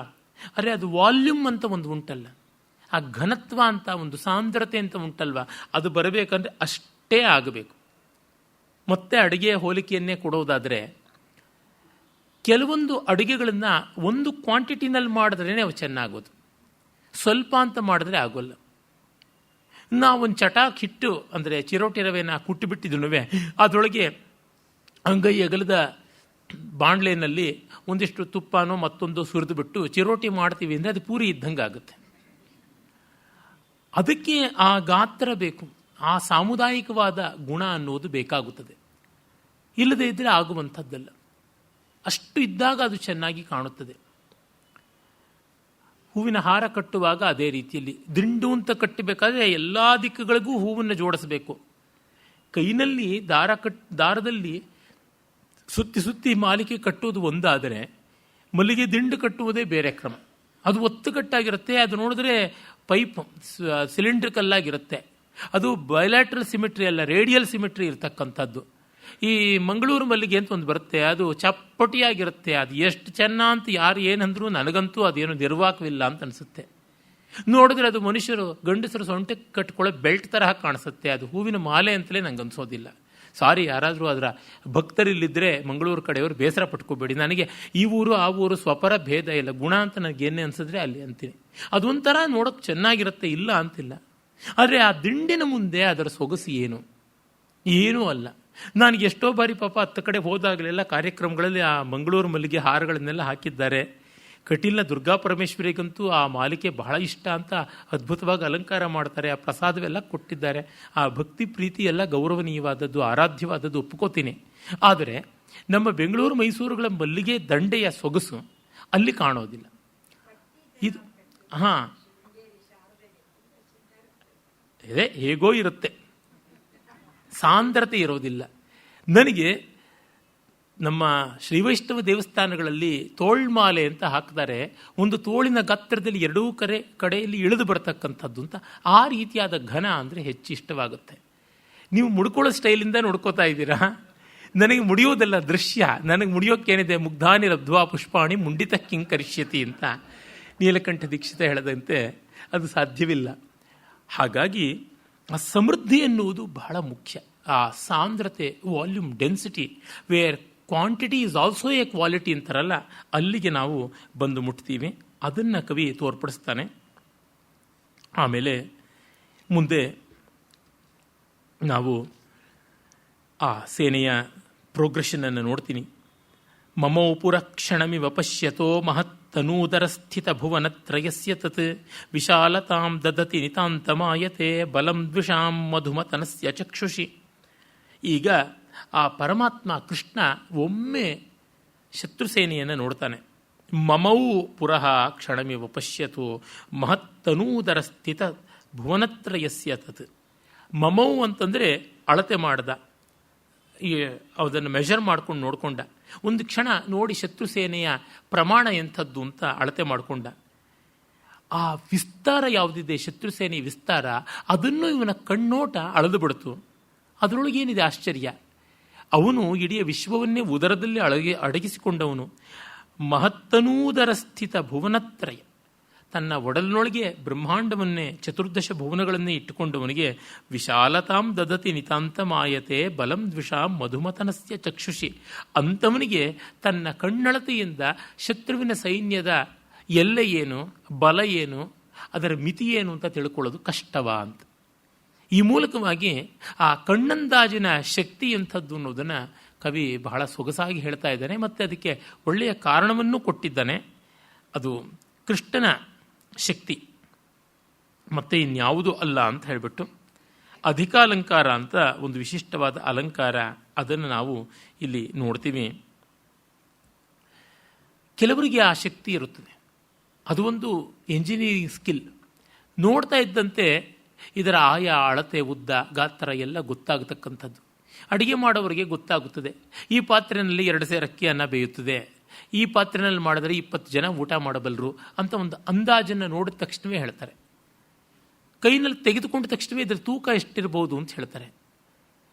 ನನಗೆ ಎಂಜಿನಿಯರಿಂಗ್ನಲ್ಲಿ ಓದ್ತಾ ಇದ್ದಾಗ ಆ ಡಿವೈಡರ್ಸ್ನಲ್ಲಿ ಸೆಟ್ ಮಾಡಿಕೊಂಡು ಇದು 5 ಸೆಂಟಿಮೀಟ್ರ, 6 ಸೆಂಟಿಮೀಟ್ರ, 2 ಮಿಲಿಮೀಟ್ರ ಅಂತ ಅನ್ನೋದು ಕಣ್ಣಳತೆಯಿಂದಲೇ ಮಾಡ್ತಾ ಇದ್ದೆ.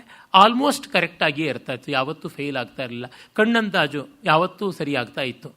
ಒಂದು ಪಾತ್ರೆಯಲ್ಲಿರ್ತಕ್ಕಂಥದ್ದು ಒಂದು ಹರಿವಾಣಕ್ಕೆ ಹಾಕಿದ್ರೆ ಉದ್ದದ ಕೊಳದ ಪಾತ್ರೆಯಲ್ಲಿರ್ತಕ್ಕಂಥದ್ದು, ಕೊಳದಪ್ಪಲೆಯಲ್ಲಿರ್ತಕ್ಕಂಥದ್ದು ಒಂದು ಅಗಲವಾದ ಪಾತ್ರೆಗೆ ಹರಿವಾಣಕ್ಕೆ ಬಂದರೆ ಅದು ಹಿಡಿಸುತ್ತಾ ಇಲ್ವಾ ಎಷ್ಟೋ ಜನಕ್ಕೆ ಗೊತ್ತಾಗೋದಿಲ್ಲ.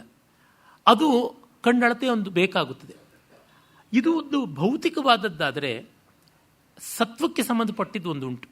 ಶ್ರೀರಾಮನ ವಿಷಯದಲ್ಲಿ ಮಹರ್ಷಿ ವಾಲ್ಮೀಕಿಗಳು ಹೇಳ್ತಾರೆ, ಪುರುಷ ಸಾರಜ್ಞ ಅಂತ ಹೇಳಿಬಿಟ್ಟಿದ್ರು, ಸಾಧುರೇಕೋ ವಿನಿರ್ಮಿತ. ಅಂದರೆ ವ್ಯಕ್ತಿಗಳನ್ನು ನೋಡಿದ ಮೇಲೆ ಇವರ ಯೋಗ್ಯತೆ ಏನು, ಇವರಿಗೆ ಕೆಲಸ ಮಾಡಬಲ್ಲವರ ಇಲ್ಲವಾ ಅಂತ ತಿಳ್ಕೊಳ್ತಾ ಇದ್ದ. ಹನುಮಂತನನ್ನು ನೋಡಿದವನು ಮತ್ತು ಸೀತಾನ್ವೇಷಣ ಕಾಲದಲ್ಲಿ ಎಲ್ಲರೂ ಹೊರಟಾಗ ಇವನೊಬ್ಬನಿಗೆ ಸೀತೆಯನ್ನು ನೋಡೋಕ್ಕಾಗೋದು ಅಂತ ಮುದ್ರಾಂಗುಲೇಖವನ್ನು ತೆಗೆದುಕೊಟ್ಟ. ಮಿಕ್ಕ 3 ದಿಕ್ಕುಗಳಿಗೂ ಹೋದರು ವಾನರ ಭಟರು, ವಾನರ ನಾಯಕರು. ಅವ್ರು ಯಾರಿಗೂ ಕೊಡಲಿಲ್ಲ. ರಾಮನಿಗೇನು 4 ಉಂಗುರ ಇರಲಿಲ್ಲ, 4 ಬೆರಳಲ್ಲಿ 4 ಉಂಗುರ. ಈ ಕಾಲ ಜ್ಯೋತಿಷ್ಕರು, ದೈವಜ್ಞರು, ಕೋಲಾಹಲದ ವಾಸ್ತುವಾದಿಗಳು ಎಲ್ಲ ಬರ್ತಾರಲ್ಲ ಟಿ ವಿನಲ್ಲಿ, ಅವ್ರ ಕಾಲುಗಳಿಗೂ ಹಾಕ್ಕೊಂಡ್ಬಿಡ್ತಾರೆ ಕಾಲುಂಗುರಗಳು ಅಂತ. 2, 3 ಎಲ್ಲ. ಈಚೆಗೆ ಸ್ವಲ್ಪ ಕಡಿಮೆ ಆಗಿದೆ. ಹೆಣ್ಣು ಮಕ್ಕಳು ಒಂದೊಂದು ಬೆರಳಿಗೆ 3 ಉಂಗುರ ತೆಳ್ಳಗೆ ಬೆಳ್ಳಿಗೆ ಹಾಕ್ಕೋತಾ ಇದ್ದಿದ್ದನ್ನು ನೋಡಿದ್ದೀನಿ. ಅದು ಒಂದು ಕಾಲದ ಸ್ಟೈಲ್ ಅನಿಸುತ್ತೆ, ಈಗ ಹಾಕ್ಕೋತಾ ಇಲ್ಲ. ಆದರೆ ರಾಮನ ಹತ್ರ ಇದ್ದದ್ದು ಒಂದೇ ಮುದ್ರಾಂಗುಲಿಯೇಕ. ಅದನ್ನು ಒಬ್ಬನೇ ಹನುಮಂತನಿಗೆ ಕೊಟ್ಟ.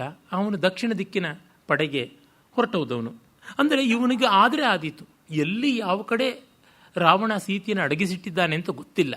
ಆದರೆ ಹುಡುಕಿ ತಂದರೆ ಇವನೊಬ್ಬನಿಗೆ ಸಾಧ್ಯವಾದೀತು ಅನ್ನುವುದು ರಾಮನಿಗೆ ಗೊತ್ತು. ಈ ಬಗೆಯಲ್ಲಿ ವ್ಯಕ್ತಿಗಳ ಯೋಗ್ಯತೆಯ ಬಗ್ಗೆ ಒಂದು ತಿಳುವಳಿಕೆ ಇರಬೇಕು. ಹಾಗೆ ಗಮನ ಇಟ್ಟುಕೊಳ್ಬೇಕು. ಇದು ತುಂಬ ಮುಖ್ಯವಾದದ್ದು ಅಂತ ಅನಿಸುತ್ತದೆ. ಇಲ್ಲವಾದರೆ ಎಷ್ಟೋ ಟ್ರಯಲ್ ಆ್ಯಂಡ್ ಎರರ್ ಮಾಡಿ waste of energy, waste of effort and waste of time, waste of resources ಎಲ್ಲ ಆಗಿ ಕೂತ್ಕೊಳ್ಳುತ್ತದೆ. ಅದೇ ರೀತಿಯಲ್ಲಿ ಒಂದು ಕಾವ್ಯವನ್ನು, ಒಂದು ಶಾಸ್ತ್ರವನ್ನು ನೋಡಿದ್ರೆ ಇದರ ತೂಕ ಇಷ್ಟು, ಇದರ ಯೋಗ್ಯತೆ ಇಷ್ಟು ಅಂತ ತುಲಾಭಾರ ಮಾಡುವುದು. ಈ ಕಾಲದಲ್ಲಿ ಅದು ಒಂದು ರೀತಿಯ ಅವಮಾನಕಾರಿ ಅಂತ ಕೂಡ ಎಷ್ಟೋ ಜನ ಭಾವಿಸ್ಕೊಳ್ತಾರೆ. ತೀರ್ಮಾನಗಳನ್ನು ಮಾಡಿ ಹೇಳ್ತಕ್ಕಂಥದ್ದು ನೀವು ಜಡ್ಜ್ಮೆಂಟಲ್ಲಿ ಆಗಿಬಿಡ್ತೀರಾ ಅಂತ. ಜಡ್ಜ್ಮೆಂಟ್ ಮಾಡಿದ್ರೆ ಯಾವ ಕೆಲಸವೂ ಮಾಡೋಕ್ಕಾಗೋಲ್ಲ. ಟೆಂಟೇಟಿವ್ ಆಗಿ ಯಾವುದಾದ್ರು ಮಾಡೋಕ್ಕೆ ಸಾಧ್ಯವ? ಒಂದು ತೀರ್ಮಾನ ತೆಗೆದುಕೊಂಡೇ ಮಾಡಬೇಕಾಗುತ್ತದೆ.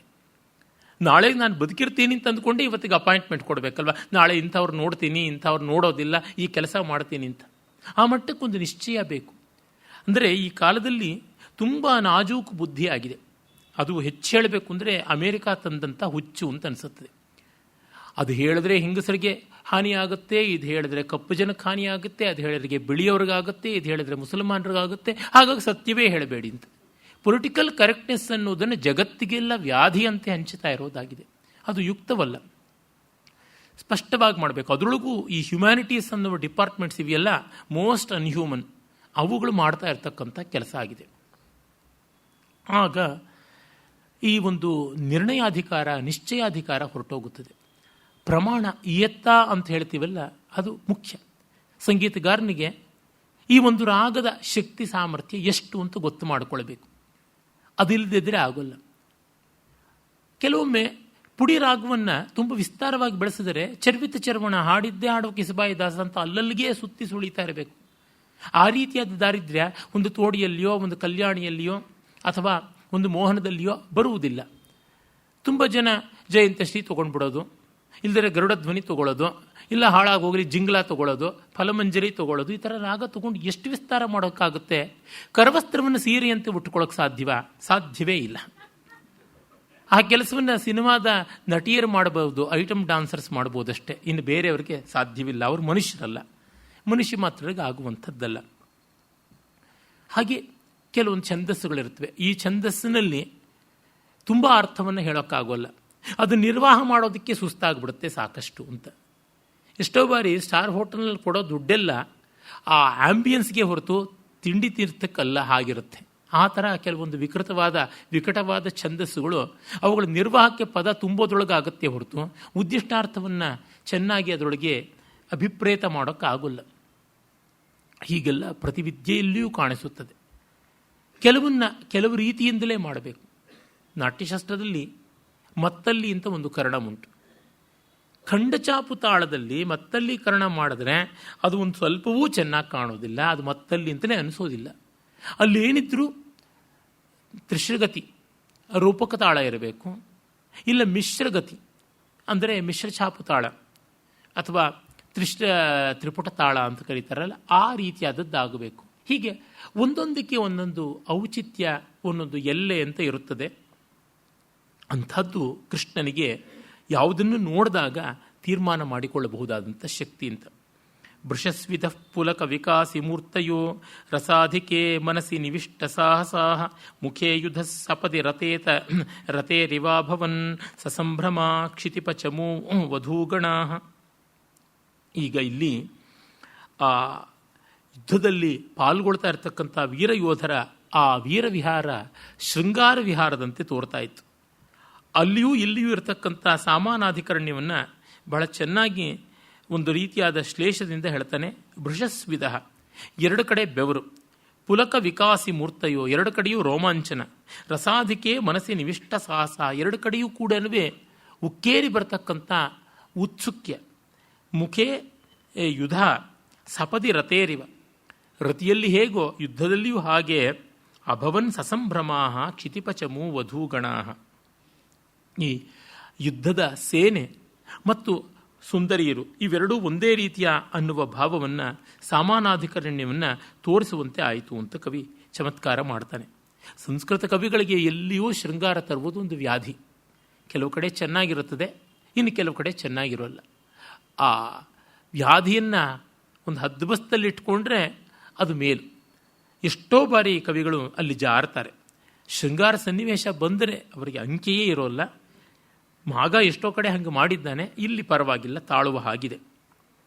ಉಪಾಹಿತೈ ವಪುಷಿ ನಿವಾತವರ್ಮಭಿ ಸ್ಫುರನ್ಮಣಿ ಪ್ರಸತ ಮರೀಚಿ ಸೂಚಿಭಿ ನಿರಂತರಂ ನರಪತಯೋ ರಣಾಜಿರೆ ರರಾಜಿರೆ ಶರನಿಕರಾಚಿತ ಇವ. ಈಗ ಆ ರಾಜರುಗಳಿಗೆ ದೇದೀಪ್ಯಮಾನವಾದ ಅಲಂಕಾರಗಳಿವೆ. ಆ ಅಲಂಕಾರಗಳು ಮಣಿಮಯವಾದಂಥ ಸ್ವರ್ಣಭೂಷಣಗಳು. ಅವುಗಳ ಕಾಂತಿ ಹೇಗೆ ತೋರ್ತಾ ಇತ್ತು ಅಂದರೆ ಒಂದು ಕವಚವನ್ನು ತೊಟ್ಟಿದ್ದಾರಾ ಅನ್ನುವಂತೆ ತೋರ್ತಾ ಇತ್ತು. ಮತ್ತು ಆ ಕಾಂತಿ ಶಲಾಕೆಗಳು, ಕಾಂತಿ ರೇಖೆಗಳು, ಅಂದರೆ the rays that are dispersing emerging out of the precious stones, ಅವು ಅವರ ಮೈ ತುಂಬ ಈಗಾಗಲೇ ಬಾಣಗಳನ್ನು ಬಿತ್ತಿಬಿಟ್ಟಿದ್ದಾರಾ ಶತ್ರುಗಳು ಅನ್ನುವಂತೆ ಕಾಣಿಸ್ತಾ ಇತ್ತು ಅಂತ. ಆ ಕಿರಣಗಳೇ ಬಾಣಗಳಂತೆ ತೋರ್ತಾ ಇತ್ತು. ಹಾಗೆ ರರಾಜಿರೆ ಶರನಿಕರಾಚಿತಾಹ ಇವ ಅಂತ ಒಂದು ಚೆನ್ನಾಗಿರ್ತಕ್ಕಂಥ ಉತ್ಪ್ರೇಕ್ಷೆಯನ್ನು ಮಾಡ್ತಾನೆ. ಅಥೋಚ್ಚಕೈ ಜರಟ ಕಪೋತ ಕಂಧರ ತನೂರುಹ ಪ್ರಕರ ವಿಪಾಂಡುರದ್ಯುತಿ ಬಲೈಶ್ಚರಚರಣ ವಿಧೂತ ಮುಚ್ಚರದ್ಘನಾವಲೀರ್ ಉದಚರತ ಕ್ಷಮಾರಜ. ಈಗ ಆ ಧೂಳಿಯ ವಿಲಾಸ ಏನು, ಅದಕ್ಕೆ ಕವಿ ಕೈ ಹಾಕ್ತಾನೆ. ಸಂಸ್ಕೃತ ಕವಿಗಳಿಗೆ ಅಲ್ಪವನ್ನೂ ಕೂಡ ಬಿಡದೆ ವಿಸ್ತೃತವಾಗಿ ವರ್ಣಿಸೋದ್ರೊಳಗೆ ತುಂಬ ಆಸೆ ಅಂತ ಅನಿಸುತ್ತೆ. ಕಾಳಿದಾಸನು ಒಂದಷ್ಟು ಧೂಳಿ ವರ್ಣನೆ ಮಾಡಿದ್ದಾನೆ. ಈ ಧೂಳಿಯ ವರ್ಣನೆಯನ್ನು ಮಿತಿಮೀರಿ ಮಾಡಿದಂಥವರು ಅನೇಕರಿದ್ದಾರೆ. ಒಬ್ಬ ಬಾಣಭಟ್ಟನೇ ಇದ್ದಾನೆ. ಕಾದಂಬರಿ ಗದ್ಯ ಮಹಾಕಾವ್ಯದಲ್ಲಿ ಚಂದ್ರಾಪೀಡ ಯುವರಾಜ ದಿಗ್ವಿಜಯಕ್ಕೆ ಹೋದಾಗ ಅದೆಷ್ಟು ಧೂಳು ಅಂತಂದರೆ, ಒಂದು ವರ್ಷದಲ್ಲಿ ಯಾವುದೋ ಒಂದು ವರ್ಷದಲ್ಲಿ BA ಯಾವುದೋ ಡಿಗ್ರಿ ಪರೀಕ್ಷೆಗಾಗಿ, ಸಂಸ್ಕೃತ ಪರೀಕ್ಷೆಗಾಗಿ ಚಂದ್ರಾಪೀಡಸ್ಯ ದಿಗ್ವಿಜಯ ಅಂತ ಒಂದು ಭಾಗವನ್ನು ಇಟ್ಟಿದ್ರು. ಅದನ್ನು ಕುರಿತು ನನ್ನ ವಿದ್ವನ್ಮಿತ್ರರಾದ ಡಾಕ್ಟರ್ S. ರಂಗನಾಥ್ ಅವರು ಹೇಳ್ತಾ ಇದ್ರು, ಬರೀ ಧೂಳು, ಕ್ಲಾಸಲ್ಲೆಲ್ಲ ಬರೀ ಧೂಳು, ಅದನ್ನೇ ಹೇಳಿ ಹೇಳಿ ಸುಸ್ತಾಗ್ಬಿಟ್ಟಿದೆ, ಗಂಟ್ಲಲ್ಲಿ ಧೂಳು, ಮೂಗಲ್ಲಿ ಧೂಳು ಅಂತ ಹೇಳಿಬಿಟ್ಟು ಅಷ್ಟು ಧೂಳಿ ವರ್ಣನೆಯನ್ನು ಮಾಡ್ತಕ್ಕಂಥದ್ದು. ಅದೇ ರೀತಿಯಲ್ಲಿ ಹರವಿಜಯದಲ್ಲೂ ನಾವು ನೋಡ್ತೀವಿ, ತುಂಬ ಕಾವ್ಯಗಳಲ್ಲಿ ಕಾಣ್ತೀವಿ. ಈ ರಾಜ ಹೊರಟ ಅಂತಂದರೆ ಸೇನೆ ಧೂಳಿ ಏಳ್ತು ಅಂತಲೇ ಶುರು ಮಾಡೋದು. ಆ ಮಟ್ಟಕ್ಕೆ ಕೋಲಾಹಲ. ಅದನ್ನು ಗಮನಿಸಿಯೇನೋ ಪ್ರಾಯಶಃ ತಮಿಳುನಾಡಿನ ಮಹಾ ಸಂಸ್ಕೃತ ವಿದ್ವಾಂಸರು ಡಾಕ್ಟರ್ ವಿ ರಾಘವನ್ ಅಂತ ಇದ್ದರು. ಅವರು ಬದುಕಿದ್ರೆ ಸುಮಾರು 110 ವರ್ಷಗಳಿಗೂ ಹೆಚ್ಚಾಗ್ತಾ ಇತ್ತು ಅವ್ರ ವಯಸ್ಸು. ಆ ವಿದ್ವನ್ ಮತ್ತೇಭ ವಿದ್ಯಾನಾಥ ವಿಡಂಬನಂ ಅಂತ ಒಂದು 4 ಅಂಕದ ವಿನೋದ ರೂಪಕವನ್ನು ಬರೆದಿದ್ದಾರೆ, ವಿಡಂಬನ ರೂಪಕ. ವಿದ್ಯಾನಾಥ ಅಂತ ಒಬ್ಬ ಆಲಂಕಾರಿಕ ಇದ್ದ. ಅವನು ಕಾಕತೀಯ ಮಹಾರಾಜರಲ್ಲಿ ಕಡೆಯವನಾಗಿದ್ದ ಪ್ರತಾಪರುದ್ರನ ಆಸ್ಥಾನದಲ್ಲಿದ್ದ. ಪ್ರತಾಪರುದ್ರ ಯಶೋಭೂಷಣಂ ಅಂತ ಒಂದು ಆಲಂಕಾರಿಕ ಶಾಸ್ತ್ರಗ್ರಂಥ ಬರೆದಿದ್ದಾನೆ. ಅದರೊಳಗೆ ಒಂದು ರೂಪಕವೂ ಇದೆ. ಅದು ಪ್ರತಾಪರುದ್ರ ಯಶೋಭೂಷಣಂ ಅಂತಲೇ ಆ ಒಂದು ಪ್ರತಾಪರುದ್ರ ಪ್ರಣಯ ಅಂತ ಒಂದು ನಾಟಕ. ಅಲ್ಲಿ ಅವನ ಸೇನೆ ಹೇಗೆಲ್ಲ ಹೋಯಿತು, ಎಷ್ಟೆಲ್ಲ ಧೂಳಾಯಿತು ಏನು ಅಂತ ಅದನ್ನು ರಾಘವನ್ನವರು ತುಂಬ ವಿಡಂಬಿಸಿಕೊಂಡು ವಿದ್ಯಾನಾಥ ವಿಡಂಬನದಲ್ಲಿ ಹಾಗೆ ಮಾಡ್ತಾರೆ. ಧೂಳು ಹೇಗೆ ಹೇಳುತ್ತೆ ಅಂದರೆ, ದೇವಲೋಕದಲ್ಲಿ ದೇವತೆಗಳೆಲ್ಲ ಸೀನೋಕ್ಕೆ ಶುರು ಮಾಡ್ತಾರೆ. ಇಂದ್ರನ 1000 ಕಣ್ಣುಗಳಲ್ಲೂ ಧೂಳು ತುಂಬಿಕೊಂಡು ಅವನು ಅಷ್ಟನ್ನು ಗಂಗಾಜಲದಿಂದ ಒರೆಸ್ಕೊಳ್ಳೋದಕ್ಕೆ ನೋಡ್ತಾನೆ. ನೋಡಿದ್ರೆ ಗಂಗೆಯೆಲ್ಲ ಧೂಳಿದ್ದು ಬಗ್ಗಡ ಆಗಿಬಿಟ್ಟಿರುತ್ತೆ. ಐರಾವತ ಕೂಡ ಬೆಳ್ಪಿರೋದು ಹೋಗ್ಬಿಟ್ಟು ಕಂದು ಬಣ್ಣಕ್ಕೆ ಬಂದುಬಿಟ್ಟಿರುತ್ತೆ, ಈ ಥರದ್ದೆಲ್ಲ ಅಂತ. ಅಂದರೆ ಅತಿಯಾಗಿ ಒಂದನ್ನು ಮಾಡಿದ್ರೆ ಅದು ವಿಡಂಬನೆಗೆ ಪಾತ್ರವಾಗಿಬಿಡುತ್ತದೆ. ಈ ಥರದ್ದು ಒಂದಿಷ್ಟು ಚಮತ್ಕಾರವನ್ನು ಈ ಧೂಳಿಯಲ್ಲಿ ಮಾಡೋದಕ್ಕೆ ಅಂತ ಕವಿ ಹೋಗ್ತಾನೆ. ಆ ಧೂಳು ಮುದಿ ಪಾರಿವಾಳದ ಕೊರಳಿನ ಬಣ್ಣದಲ್ಲಿತ್ತು ಅಂತ ನೋಡಿ. ಅದು ಎಷ್ಟು ಮಟ್ಟಿಗೆ ಆ ಬಣ್ಣವನ್ನು ನಾವು ಊಹೆ ಮಾಡ್ಕೋಬೇಕು. ಜರಠ ಕಪೋತ ಕಂಧರ ತನೂರುಹ, ಆ ಮುದಿ ಪಾರಿವಾಳದ ಕೊರಳತ್ರ ಇರುವ ಗರಿಗಳ ಹಾಗಿತ್ತು ಅಂತ. ಆ ಗರಿಗಳು ಕಂದುಗಪ್ಪು ಬಣ್ಣದಲ್ಲಿರುತ್ತವಲ್ಲ, ಆ ರೀತಿಯಾಗಿ ಆ ಧೂಳು ಏಳತು ಅಂತನ್ನೋದನ್ನು ಅವನು ತಿಳಿಸ್ತಾನೆ. ಅದು ಖುರೋದ್ಧೂತವಾದದ್ದು. ಕುದುರೆಗಳು ತಮ್ಮ ಗೊರಸುಗಳನ್ನು ಕೆರಕೊಂಡು ಹೋಗ್ತಾ ಇರುತ್ತವಲ್ಲ, ನೆಲದ ಮೇಲೆ ಗರಸಿಂದ ಕೆರಕೊಂಡು ಹಾಗೆ ಹೋದಾಗ ಖುರೋದ್ಧೂತವಾದದ್ದು ಧೂಳಿ ಹಾಗೆ ಮೇಲಕ್ಕೆ ಹೋಗ್ತಾ ಇತ್ತು. ಆಮೇಲೆ ಹಾಗೆ ಹೋದ ಧೂಳಿಗೆ ಮುಂದೆ ಹೋಗೋಕ್ಕೆ ಅವಕಾಶ ಇಲ್ಲ, ಮೇಲೆ ಹೋಗೋಕ್ಕೆ ಅವಕಾಶ ಇಲ್ಲ, ಅಷ್ಟು ಒತ್ತುಕಟ್ಟಾಗಿ ಕುದುರೆಗಳು ಬರ್ತಾ ಇವೆ. ಆ ಕಾರಣದಿಂದ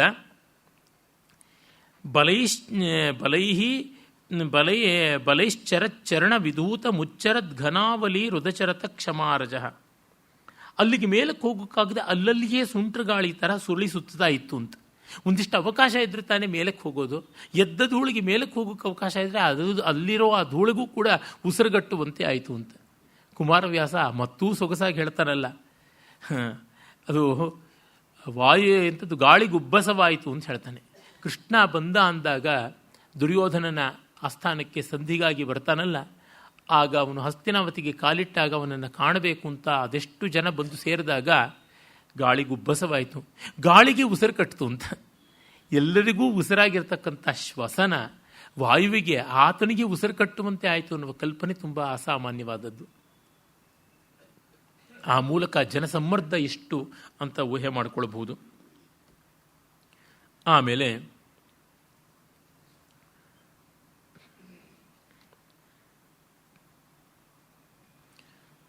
ಅವನು ಮುಂದುವರಿಸ್ತಾನೆ. ಚಲಾನಿಲೈ ಅನುಪದ ಮಾಹತಾಖುರೈ ವಿಭಭ್ರಮುಶ್ಚಿರಮಧ ಏವ ಧೂಲಯ ಗರೀಯಸಃ ಪ್ರಚುರ ಮುಖಸ್ಯ ರಾಗಿಣೋ ರಜೋಭವದ್ವ್ಯವಹಿತ ಸತ್ವಮುತ್ಕಟಂ ಸಿಸೃಕ್ಷತಃ ಸರಸಿಜ ಜನ್ಮನೋ ಜಗದ್ಬಲಸ್ಯತು ಕ್ಷಯಮನಪೇತುಮಿಚ್ಛತಃ.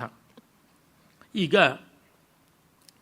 ಈ ಸಂದರ್ಭದಲ್ಲಿ ಬ್ರಹ್ಮನ ಒಂದು ರಜೋಮಯವಾದ ಸೃಷ್ಟಿ, ಚತುರ್ಮುಖ ಬ್ರಹ್ಮನದು, ಅದಕ್ಕೂ ಮತ್ತು ಈ ಧೂಳಿಗೂ ಇರತಕ್ಕಂಥ ಸಾಮ್ಯವನ್ನು ಹೇಳ್ತಾನೆ ಮತ್ತು ವೈಷಮ್ಯವನ್ನು ಹೇಳ್ತಾನೆ. ಇದೊಂದು ಶ್ಲೇಷದಿಂದ ಕೂಡಿರತಕ್ಕಂಥ ವ್ಯತಿರೇಕ ಅಲಂಕಾರ. ವ್ಯತಿರೇಕ making a statement and partially negating it or partially contradicting it ಅಂತ ಅನ್ಬೋದು. ಗರೀಯ ಸಹ ಧೂಳು ರಜೋಗುಣ ತುಂಬಿರತಕ್ಕಂಥದ್ದು. ಆ ಬ್ರಹ್ಮನ ಸೃಷ್ಟಿಶೀಲತೆಯು ಕಡೆ ತುಂಬಿರತಕ್ಕಂಥದ್ದು. ಪ್ರಚುರ ಮುಖ, ಎಲ್ಲ ದಿಕ್ಕಿಗೂ ಹೋಗ್ತಾ ಇದೆ ಧೂಳು, ಸರ್ವತೋಮುಖ. ಬ್ರಹ್ಮನಿಗೂ ಹೆಚ್ಚು ಮುಖಗಳು ಉಂಟು.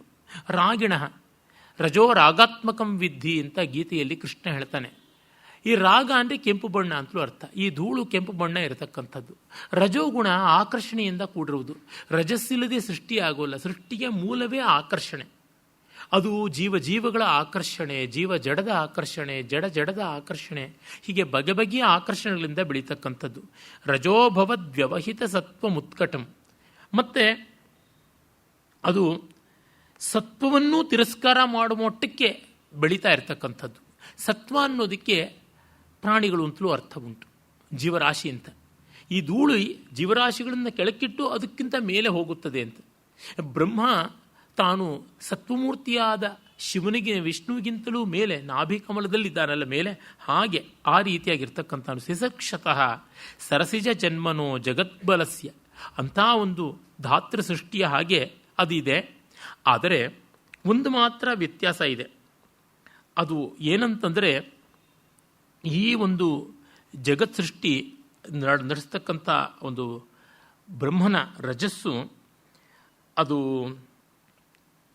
ಸೃಷ್ಟಿಗಾಗಿ ನಡೆದಂಥ ಉದ್ರೇಕ. ಆದರೆ ಇದು ಈ ಧೂಳಿಯ ಈ ರಜಸ್ಸಿನ ಸೃಷ್ಟಿ ವಿಲಯಕ್ಕಾಗಿ ಆಗ್ತಾ ಇರತಕ್ಕಂಥದ್ದು.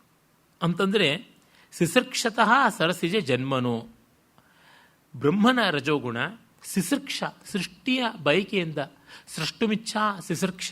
ಆದರೆ ಕ್ಷಯಮಪನೇತು ಮಿಚ್ಛತಃ ಇದಾದರೆ ಕ್ಷಯವನ್ನು ಉಂಟು ಮಾಡೋದಕ್ಕೋಸ್ಕರ ಈ ಸೇನೆಯ ಧೂಳಿ ಎದ್ದಿದೆ ಅಂತ. ಬಹಳ ಸಂಕೀರ್ಣವಾದ ಚಿತ್ರಣ, ಆದರೆ ಕವಿಯ ಬುದ್ಧಿಶಕ್ತಿ ತುಂಬ ದೊಡ್ಡದಾದದ್ದು. ತುಂಬ ಚೆನ್ನಾಗಿ ಬರೆದಿದ್ದಾನೆ ಪದ್ಯ. ಅವನು ಯಾವುದನ್ನೆಲ್ಲ ಹೋಲಿಸಬಲ್ಲ ಅಂತ. ಕವಿಗಳ ಕಲ್ಪನೆಗೆ ಕೊನೆಯೇ ಇಲ್ಲ. ಎಷ್ಟು ಹೋಲಿಕೆಯೇ ಇಲ್ಲ ಅನ್ನುವ ವಸ್ತುಗಳನ್ನು ಹೋಲಿಸಬಲ್ಲರು. ಅದನ್ನು ಶಬ್ದಶಕ್ತಿಯಿಂದ, ಅರ್ಥಶಕ್ತಿಯಿಂದ, ಶಬ್ದಾರ್ಥ ಉಭಯ ಶಕ್ತಿಯಿಂದ ಹೀಗೆ ಮಾಡಬಲ್ಲರು. ನೋಡಿ, ಅದು ಸಾಮಾನ್ಯರಿಗೆ, ವ್ಯುತ್ಪನ್ನರಿಗೂ ಕೂಡ ಕಷ್ಟವಾಗುವಂಥದ್ದು ಹೋಲಿಕೆ. ಇದನ್ನು ನಾವು ಕಾಣಬೇಕು. ಶಬ್ದ ಮಾತ್ರದಿಂದಲೇ ಹೋಲಿಸುವುದಾದರೆ ಅದು ಪರಿಸಂಖ್ಯಾಲಂಕಾರದ ವಲಯಕ್ಕೆ ಬರುತ್ತದೆ. ಅರ್ಥದಿಂದ ಹೋಲಿಸುವುದಾದರೆ ಅದು ಉಪಮಾಲಂಕಾರಕ್ಕೆ ಬರುತ್ತದೆ.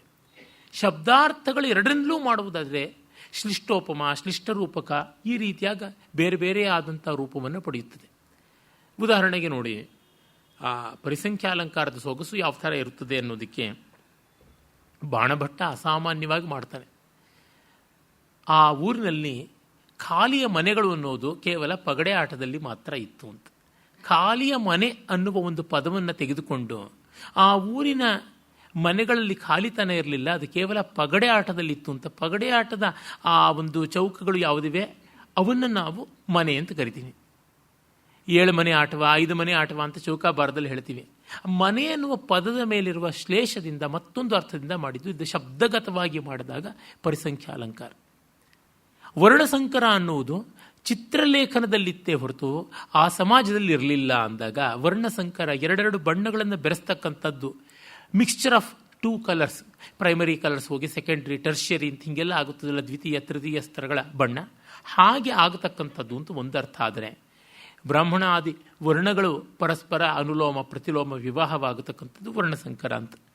ಹೀಗೆ ಶಬ್ದದ ಮೂಲಕವಾಗಿ ಮತ್ತೊಂದು ಧ್ವನಿಯನ್ನು, ಮತ್ತೊಂದು ಅರ್ಥವನ್ನು ಗಮನದಲ್ಲಿಟ್ಟುಕೊಂಡು ಮಾಡುವುದು ಅದು ಒಂದು ಕೌಶಲ ಕವಿಗಳದು. ಇದಕ್ಕೆ ಪಾಂಡಿತ್ಯ ಹೆಚ್ಚು ಬೇಕು, ಶಬ್ದಗಳ ಮೇಲೆ ಪಾಂಡಿತ್ಯ ಬೇಕು, ನಿಘಂಟು ಕೋಶ ಎಲ್ಲ ವಾಚೋವಿಧೇಯವಾಗಿರಬೇಕು. ಅದೇ ಅರ್ಥದ್ದು ಅಂತಂದರೆ ಮುಖ ಚಂದ್ರನ ಹಾಗಿದೆ ಅಂದರೆ ಚಂದ್ರನಲ್ಲಿರುವಂಥ ಅರ್ಥ ಅಂದರೆ ಏನು, ವಸ್ತು ಅದನ್ನು ಗಮನದಲ್ಲಿ ಇಟ್ಕೊಂಡು ಮಾಡುವಂಥದ್ದು. ಚಂದ್ರನ ಕಾಂತಿ, ಕಮಲ ಅಂದಾಗ ಕಮಲದ ಬಣ್ಣ, ಅದರ ಕೋಮಲತೆ, ಅದು ಕೈ ಕಮಲದಂತೆ ಇತ್ತು ಅಂತನ್ನುವಾಗ ಅಲ್ಲಿಂದ ಮೊದಲುಗೊಂಡು ಎಷ್ಟೋ ಕಡೆಗೆ ಬರುತ್ತದೆ. ಬಗೆ ಬಗೆಯಾದ ರೀತಿಯಲ್ಲಿ ನಾವು ನೋಡ್ತೀವಿ.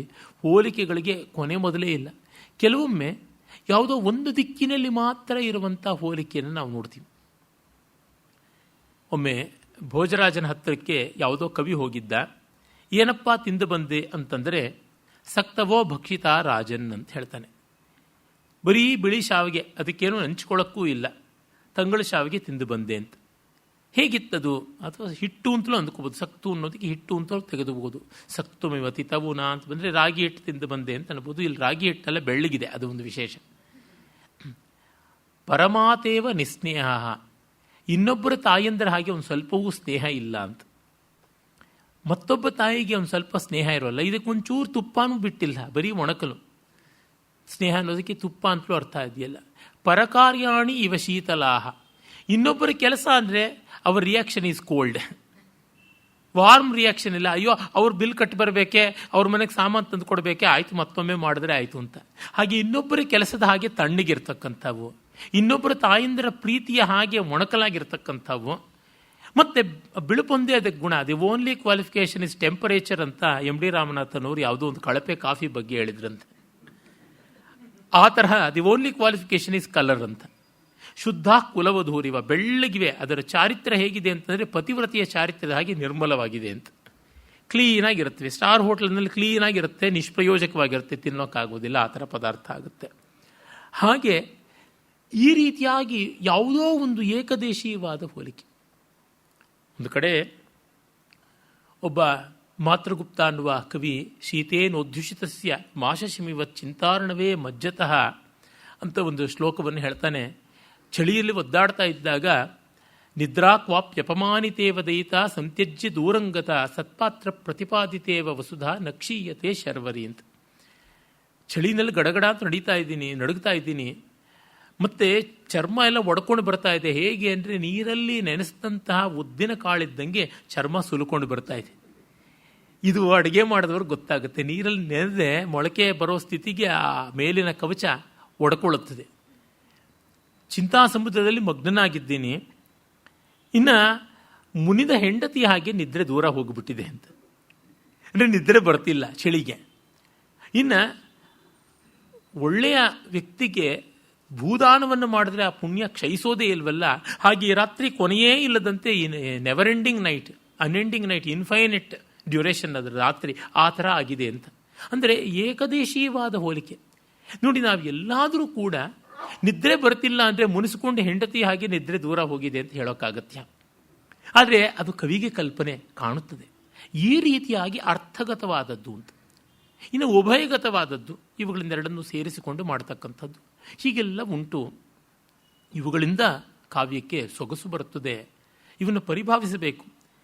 ಅದರಿಂದಲೇ ನಾನು ಕಾವ್ಯವನ್ನು ಅಷ್ಟು ಪ್ರಖರವಾಗಿ, ಅಷ್ಟು ತೀಕ್ಷ್ಣವಾಗಿ, ತೀವ್ರವಾಗಿ ಪ್ರತಿಪಾದನೆ ಮಾಡೋದಕ್ಕೆ ಮುಖ್ಯ ಉದ್ದೇಶ ಏನಂತಂದರೆ, ನಮ್ಮ ಕಲ್ಪನೆ ವಿಸ್ತಾರವಾಗುತ್ತದೆ, ನಮ್ಮ ಆನಂದಾನುಭವ ಶಕ್ತಿ ಹೆಚ್ಚಾಗುತ್ತದೆ. ಮನುಷ್ಯರಿಗೂ ದೇವತೆಗಳಿಗೂ ಮುಖ್ಯ ವ್ಯತ್ಯಾಸ ಎಲ್ಲಿದೆ? ಆನಂದಾನುಭವ ಶಕ್ತಿಯಲ್ಲಿ ತಾರತಮ್ಯ. ನಮಗೆ ಹೆಚ್ಚಿನ ಆನಂದ ಪಡೋಕ್ಕಾಗಲಿಲ್ಲ ಅಂದರೆ ಆ ಮಟ್ಟಕ್ಕೆ ನಾವು ಮನುಷ್ಯ ವರ್ಗದಲ್ಲಿ ಅಲ್ಪರಾಗ್ತೀವಿ. ಕೆಲವರಿಗೆ ಒಂದು ಸ್ವಲ್ಪವೂ ತುಂಬ ಕಾಲ ಆನಂದ ಕೊಡುತ್ತದೆ. ನೋಡಿ, ಮಕ್ಕಳಿಗೆ ಒಂದು ಆಟದ ಸಾಮಾನು ಸ್ವಲ್ಪ ಹೊತ್ತು ನೋಡುತ್ತೆ, ಆಮೇಲೆ ಎತ್ತಿಸ್ದು ಬಿಡುತ್ತೆ. ಅವುಗಳಿಗೆ ಆನಂದಾನುಭವ ಶಕ್ತಿ ಆ ವಸ್ತುಗಳಿಂದ ಕಡಿಮೆ. ಆದರೆ ಸ್ವಲ್ಪ ಬೆಳೆದವರಿಗೆ ಒಂದು ರಾಗವೋ, ಒಂದು ಕಾವ್ಯವೋ, ಒಂದು ಕಾದಂಬರಿಯೋ ಎಷ್ಟು ಕಾಲ ದೀರ್ಘವಾದ ಸಂತೋಷವನ್ನು ಕೊಡಬಲ್ಲದು. ದಿನ ಬೆಳಗಾದರೆ ಬಟ್ಟೆ ಬದಲಾಯಿಸೋ ತರಹ ಗಂಡನ್ನ ಹೆಂಡತಿನ ಬದಲಾಯಿಸಿಕೊಳ್ತಾ ಹೋದರೆ ಎಲ್ಲಿ ಆನಂದ ಅನುಭವ ಶಕ್ತಿ? ಒಬ್ಬರಲ್ಲೇ ದೀರ್ಘಕಾಲ ಕಾಣುವ ಶಕ್ತಿ ಬಂದಾಗ ಚೆನ್ನ ತಾನೆ.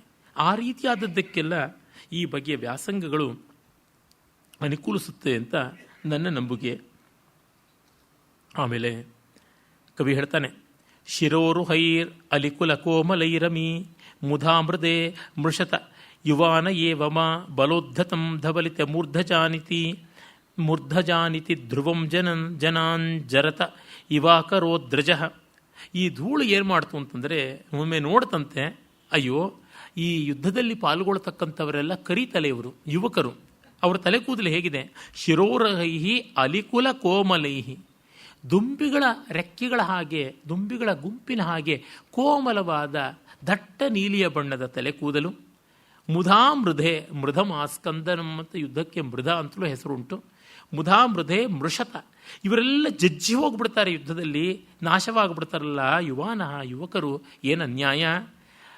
ಮುದುಕ ಸತ್ತರೆ ಪರವಾಗಿಲ್ಲ, ಯುದ್ಧದಲ್ಲಿ ಯುವಕರು ಸಾಯ್ತಾರಲ್ಲ, ಅದಕ್ಕೆ ಇವರಿಗೆ ಟೆಂಟೇಟಿವ್ ಆಗಿ, ಟೆಂಪರರಿ ಆಗಿ ಮುಪ್ಪಿನ ಒಂದು ಲಕ್ಷಣ ತಂದು ಕೊಡೋಣ ಅಂತ ಬೆಳ್ಳಗಿರುವ ಧೂಳನ್ನು ಅವ್ರ ತಲೆ ಮೇಲೆ ಹಾಕ್ಬಿಡ್ತಂತೆ ವಿಧಿ. ಬಲೋದ್ಧತಂ ಧವಲಿತ ಮೂರ್ಧಜಾನಿತಿ ಧ್ರುವಂ ಜನಾನ್ ಜರತ ಇವಾಕರೋತ್ ರಜ. ಹಾಗಾಗಿ ಧೂಳು ಅವುಗಳ ತಲೆ ಮೇಲೆ, ಜನರ ತಲೆ ಮೇಲೆ ಮಸಗಿ ಬಿಳಿ ಕೂದಲುಗಳು ಅಂತ ಮಾಡಿ ಮುಪ್ಪಿನ ಸ್ಥಿತಿ ಬಂದಿದೆ, ಇವರು ಸಾಯಬಹುದು ಅಂತ ತೀರ್ಮಾನಿಸ್ತಂತೆ. ಏನು ವಿಲಕ್ಷಣವಾದಂಥ ಕಲ್ಪನೆ! ತುಂಬ ಇದನ್ನು ಮಾಡೋದಕ್ಕೆ ಒಂದು ವಿಚಿತ್ರವಾದ ಪ್ರತಿಭೆ ಬೇಕು. ಇದು ಸುಂದರ ಅಂತ ಹೇಳಬಹುದು, ಆದರೆ ಚಮತ್ಕಾರ ಅಂತ, ಇಟ್ಸ್ ಪ್ರಿಟಿ ಕ್ಯೂಟ್ ಅಂತ ಅನ್ನಬಹುದೇ ಹೊರತು ಸಬ್ಲೈಮ್ ಅಂತ ಹೇಳೋಕ್ಕಾಗೋಲ್ಲ.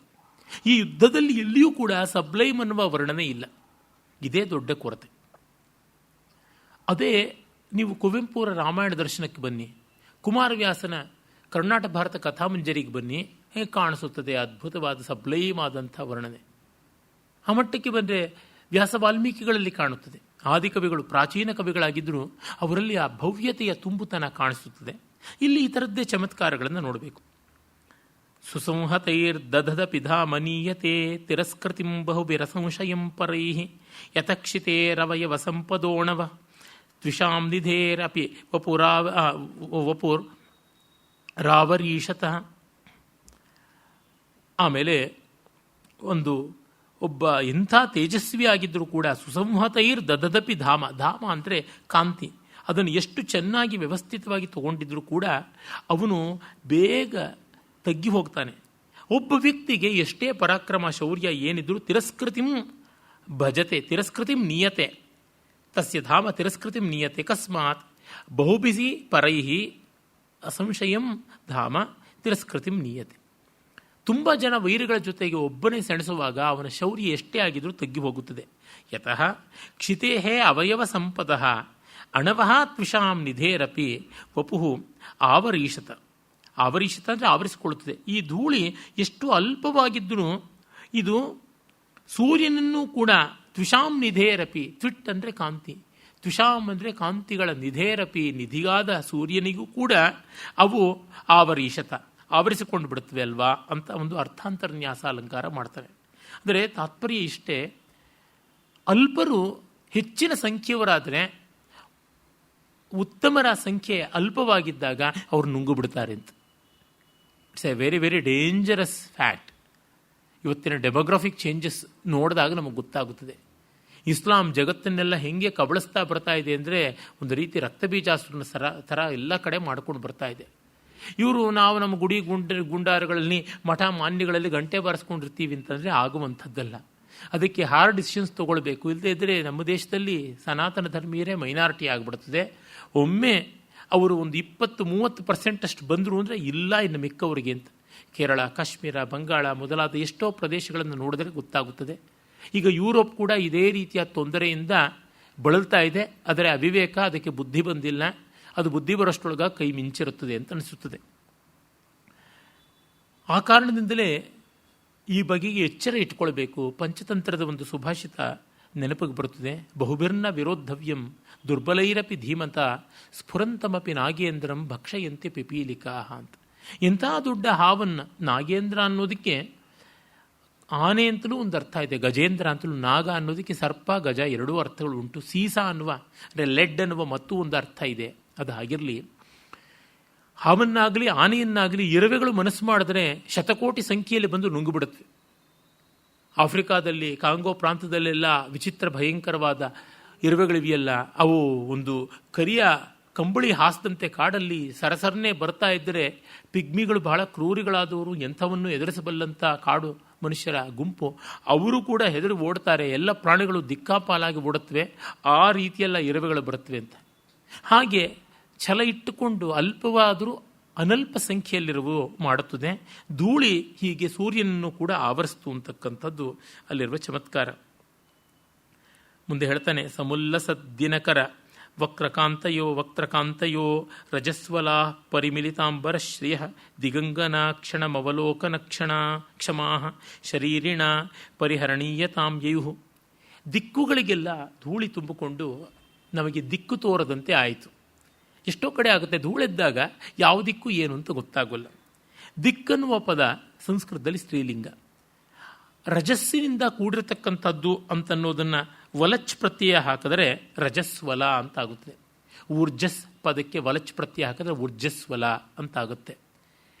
ಆ ರೀತಿಯಾಗಿ ಇಲ್ಲಿ ವಲಚ್ ಪ್ರತ್ಯಯವನ್ನು ಹಾಕಿ ರಜಸ್ವಲ ಅಂತ. ರಜಸ್ವಲಯರು ಅಂತಂದರೆ ನಮಗೆ ಗೊತ್ತಿದೆ, ಮುಟ್ಟಾದವರು ಅಂತ. ಹಳೆ ಕಾಲದಲ್ಲಿ ಅವರು ನೋಡಬಾರ್ದು ಮೈಲಿಗೆ ಅಂತಿತ್ತಲ್ಲ, ಹಾಗೆ ದಿಕ್ಕುಗಳನ್ನು ನೋಡದಂತೆ ಆಯಿತು ಅಂತ. ಕಣ್ಣು ಕಾಣಿಸಲಿಲ್ಲ ಧೂಳಲ್ಲಿ, ದಿಕ್ಕುಗಳು ಯಾವುದು ತೋಚಲಿಲ್ಲ ಅನ್ನೋದನ್ನು ಈ ರೀತಿ ಚಮತ್ಕಾರ ಮಾಡಿ ಹೇಳ್ತಾನೆ. ಇದು ಕಾಳಿದಾಸ ತನ್ನ ಕಾವ್ಯದಲ್ಲಿ ರಘುವಂಶದ 11ನೇ ಸರ್ಗದಲ್ಲಿ ಪರಶುರಾಮನ ಆಗಮನ ಕಾಲದಲ್ಲಿ ವರ್ಣನೆ ಮಾಡುವಾಗ ಬಳಸ್ಕೊಂಡಿದ್ದಾನೆ. ಅದನ್ನೇ ಇವನು ಸ್ವಲ್ಪ ಹಾಗೆ ಹೀಗೆ ಅಷ್ಟು ಇಷ್ಟು ವ್ಯತ್ಯಾಸ ಮಾಡಿ ತನ್ನದನ್ನಾಗಿಸಿಕೊಂಡಿದ್ದಾನೆ. ಇದು ಹಾಗೆಯೇ ನಾಸ್ತ್ಯಚೋರ ಕವಿಜನಃ ನಾಸ್ತ್ಯಚೋರೋ ವಣಿಜ್ಜನಃ. ಕಳ್ಳನಲ್ಲದ ಕವಿ ಇಲ್ಲ, ಕಳ್ಳನಲ್ಲದ ವರ್ತಕ ಇಲ್ಲ ಅಂತ. ಏನು ಮಾಡೋದು? ಪೂರ್ವ ಕವಿಗಳ ಪ್ರಭಾವ ಇರುತ್ತದೆ. ಏನೋ ಒಂದು 1000 ಶ್ಲೋಕಗಳ ಕಾವ್ಯದಲ್ಲಿ ಒಂದು 30-40 ಪದ್ಯಗಳು ಬೇರೆಯವರ ಪದ್ಯಗಳ ನೆರಳಾಗಿದ್ದರೆ ಪರವಾಗಿಲ್ಲ. 500-600 ಆದರೆ ಕಷ್ಟ. ಹಾಲಿಗೆ ಎಷ್ಟು ನೀರು ಹಾಕ್ಬೋದು? ಒಂದು ಸೇರು ಹಾಲಿಗೆ 1 ಕಪ್ ನೀರು ಹಾಕ್ಬೋದು, 2 ಕಪ್ ನೀರು ಹಾಕ್ಬೋದು. ಒಂದು ಸೇರು ಹಾಲಿಗೆ 2 ಸೇರು ನೀರು ಹಾಕ್ತೀನಿ ಅಂದರೆ ಮುಗೀತು ಕತೆ.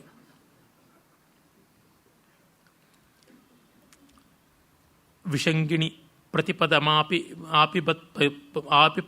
ಆಪಿಬತ್ಯಪೋ ಹತಾಚಿರದ್ಯುತಿನಿ ಸಮೀರ ಲಕ್ಷ್ಮಣಿ ಶನೈಶ್ಶನೈರುಪಚಿತ ಪಂಕಭಾರಿಕಾ ಪಯೋಮುಚ ಪ್ರಯಯುರ್ ಅಪೇತ ವೃಷ್ಟಯ. ಮತ್ತೊಂದು ಚಮತ್ಕಾರವನ್ನು ಮಾಡ್ತಾನೆ.